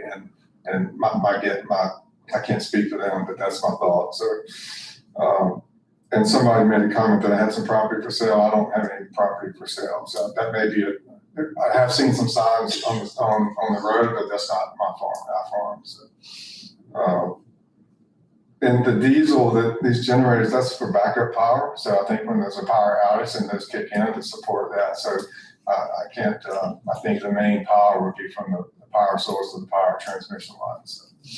So, Mr. Flowers, I did. I made a statement earlier, I'd like to correct the record, that I did have an inquiry about our farm. Could it be with somebody that's in the data center business? I think earlier I said I haven't really talked to anybody, but I have had an inquiry, but it was just an informal inquiry. So very early thoughts of would this ever be a possibility? I guess it depends on this data center overlay. So I just want to make those comments. Any more questions, sir?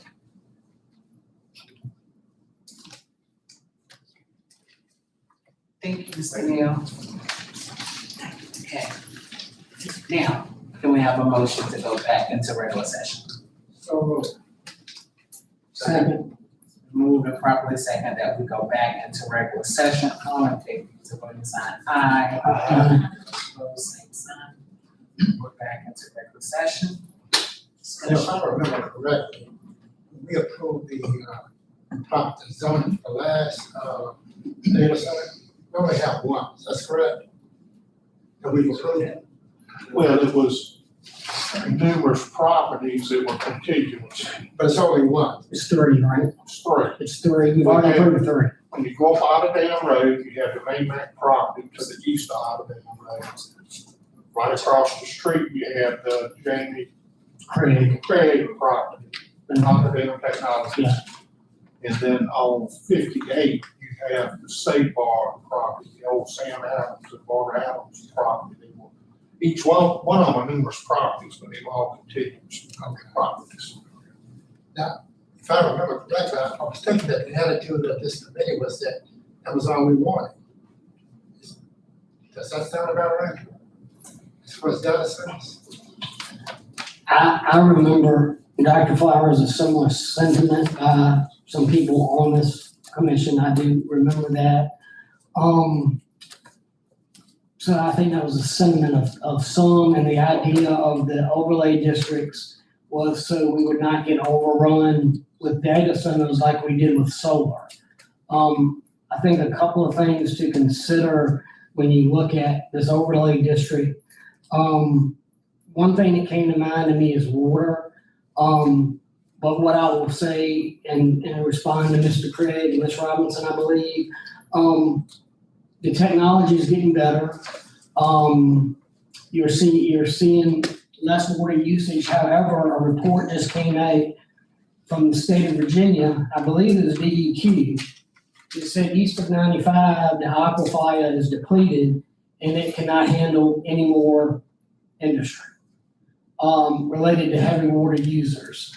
It said east of 95. Now we're 95 corridor, so I don't know what ours is, how it is, but a great concern I would have would be the wheels and skippers You know, and I go back to, you really gotta look when you do your research on the internet. Are you looking from 10 years ago, or are you looking from yesterday? Because as Mr. Neal said, the technology is getting better. But I've seen pictures of people's water turning to mud, wells going dry, big expense. Who's gonna pay for that?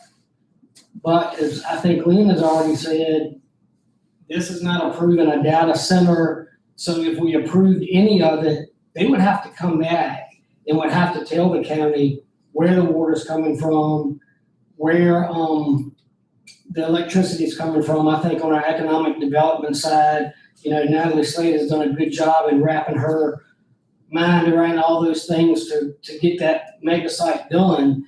So their considerations, I think we have to, that, you know, power, I still question when the power is gonna come. When you look at PJM, the line is there, but you know, that's gonna be a question. But I think we, as a committee, had said, most of us had said, we don't want to see the proliferation like we did solar. We want to contain it to industrial areas. The question becomes here, if you look at these two sites, you've got one that's on 301, and I didn't see anybody here tonight. I'm always interested in what the citizens of Greensville County have to say. The one around the Good Earth Peanut Companies, around the church I go to, I don't see anybody here in that piece here saying that area is a problem at all. So that's why I brought up earlier, do you split these two? Because how do you have an overlay district and it's miles between the two? Why don't you have this contiguous and we consider it, and then you consider the Massey Branch Road as a separate site? The other thing that I would say relative to when we're looking at industrial sites, the rock quarry is, Vulcan Materials is right there. So essentially, two of those properties, or two of those parcels of Mr. Neal's actually adjoin the quarry, which is already a commercial area. But then my question was, when I looked at this, why are we going all the way to Mitchell's Road? Why are we going into the country further down, Morris Ferry, in that area, when we had said the idea was to have economic growth, but make sure we protect the country and do both of those things. So when I looked at that one, I'm like, wow, we're going so far away. And the question won't be answered tonight. If we approve anything, they're gonna have to come back and, they're gonna have to come back with a lot of work to get there to approve it. This would, if you approve part of it, would give Mr. Neal the opportunity to market his property, but this is not giving Mr. Neal any assurances of anything's gonna be done. Nothing may be done. I think the other thing I want to address about the economic benefit, Jeff, you and I talked about this the other night. I think Mecklenburg County's tax rate is about half of what Greensville's is. They have technology center, they have new schools. I think they've thoughtfully decided where to put them to protect neighbors, to protect the country. So can we do both? Can we be pro-business and pro-rural agricultural is a question I think we need to consider. And I think we need to consider them separately. And do you compromise and have part of this recommended to be approved? And the part that's further in the country, maybe we say, hey, we recommend it to be a smaller area. When we look at the data center areas that are already been developed, this is 1,200 acres. Well, we're seeing these technology overlay, these data centers being built on much smaller pieces of land. In fact, that's what a bunch of us said relative to solar. You're covering thousands of acres of trees and farmland. When you do a data center, the footprint is a lot less. But then I hear people in the back, and I want to make sure we don't overrun them with an industrial area too, because that's what we've talked about, right? Not putting industrial use in the country and in residential areas. Can we accomplish both of those things? Well, considering that if we approve tonight, we haven't approved any structures at all. That's correct. I have personally real mixed emotions between site one and site two. Site two seems awkward to be placed. What do you call them, 1 and 2? They're labeled. They're labeled. I didn't bring them. Site one is Skippers. Yep. And site two is Massey Branch. Morris Ferry. Leon, I know that Morris Ferry, east of 95, from the intersection with Pilot, Loves, and Sadler's, they not changed that road classification to like a collector or something years ago. From where? Morris Ferry from, is it still Morris Ferry, east of 95? Yes. Or is it? Yes. Because Right, Morris to Ferry 301. terminates at 301. Right, then it turns into Zion Church. Correct. Cross. So I know VDOT changed the road classification on Morris Ferry between 95 and 301 to like a collector or something years ago. And then doesn't our comp plan show 301 from like Skippers all the way to Emporia for development? Yes. So, And the future land use map in chapter 9, yes. so to me, if we're going to consider overlay district, I would think site one is Skippers. Now, and the other thing that bothers me on site one, there are 80 adjacent properties. I mean, that's now, and there's not, some of the landowners have multiple properties. But, so I think site one is more appropriate. And of course, if we got to a data center project, we would have to do everything in our power to provide buffers for those non-participating adjacent landowners. So you're saying like one better than two?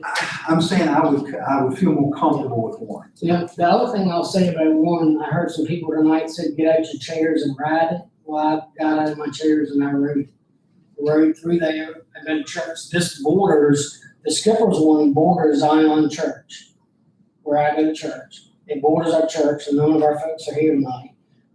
It borders our church. It comes back, there's some residents there, but that piece of land is big enough that, as Mr. Craig said, that you could provide buffers. You also have the Good Earth Peanut Company, which is a commercial industrial use.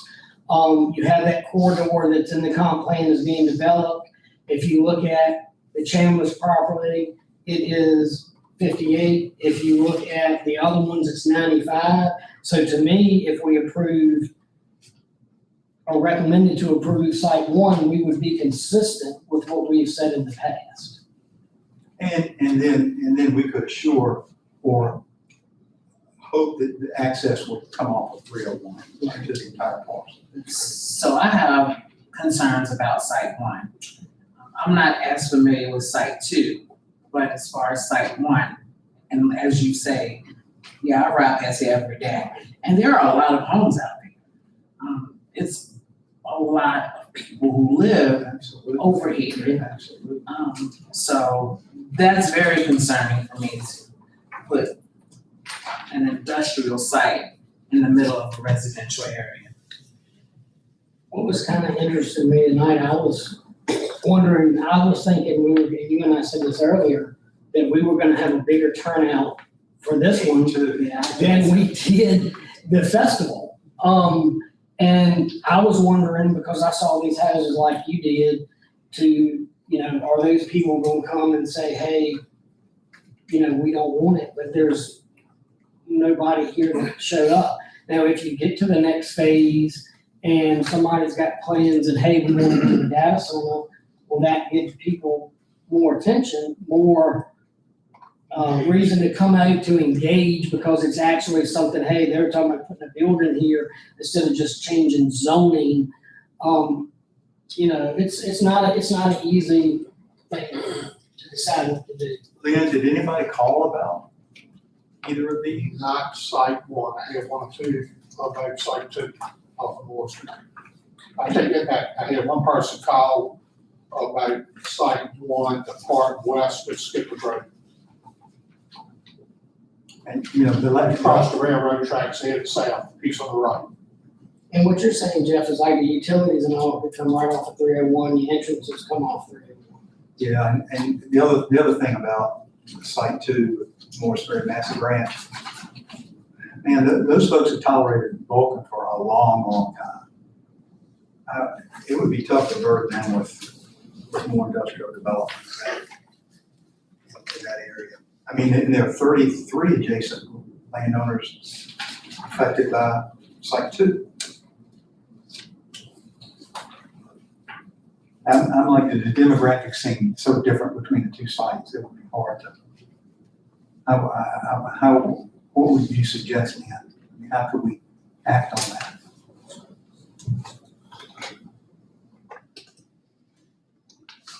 Would we table it and maybe ask them to? Well, I'm thinking,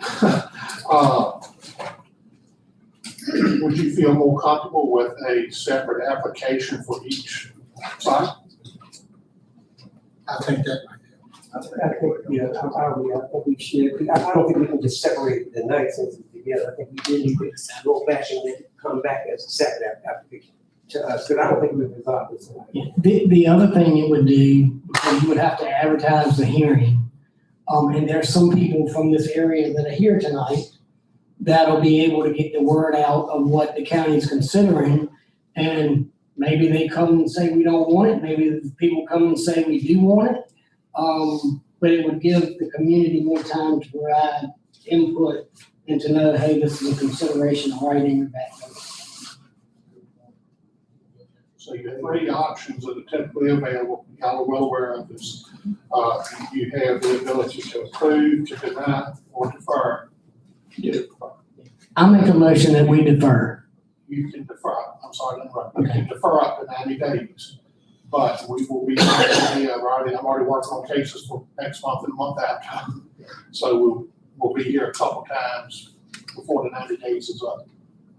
We want to stimulate 30, 60, or 90. No, You don't, you don't have to. just as long as we bring it back within that. Yeah. Well, I make a motion that we defer. Question. If we defer, does the applicant have to reapply within the 90 days, or this is just something that? That's on this. I'm gonna work with the applicant. And I don't know if he will put 2 applications, one for each site, or maybe he'll drop one. I don't know. I will get with the applicant. We'll discuss that. So you can defer on this application tonight. If he comes forward with another application, we can kind of null and void this one.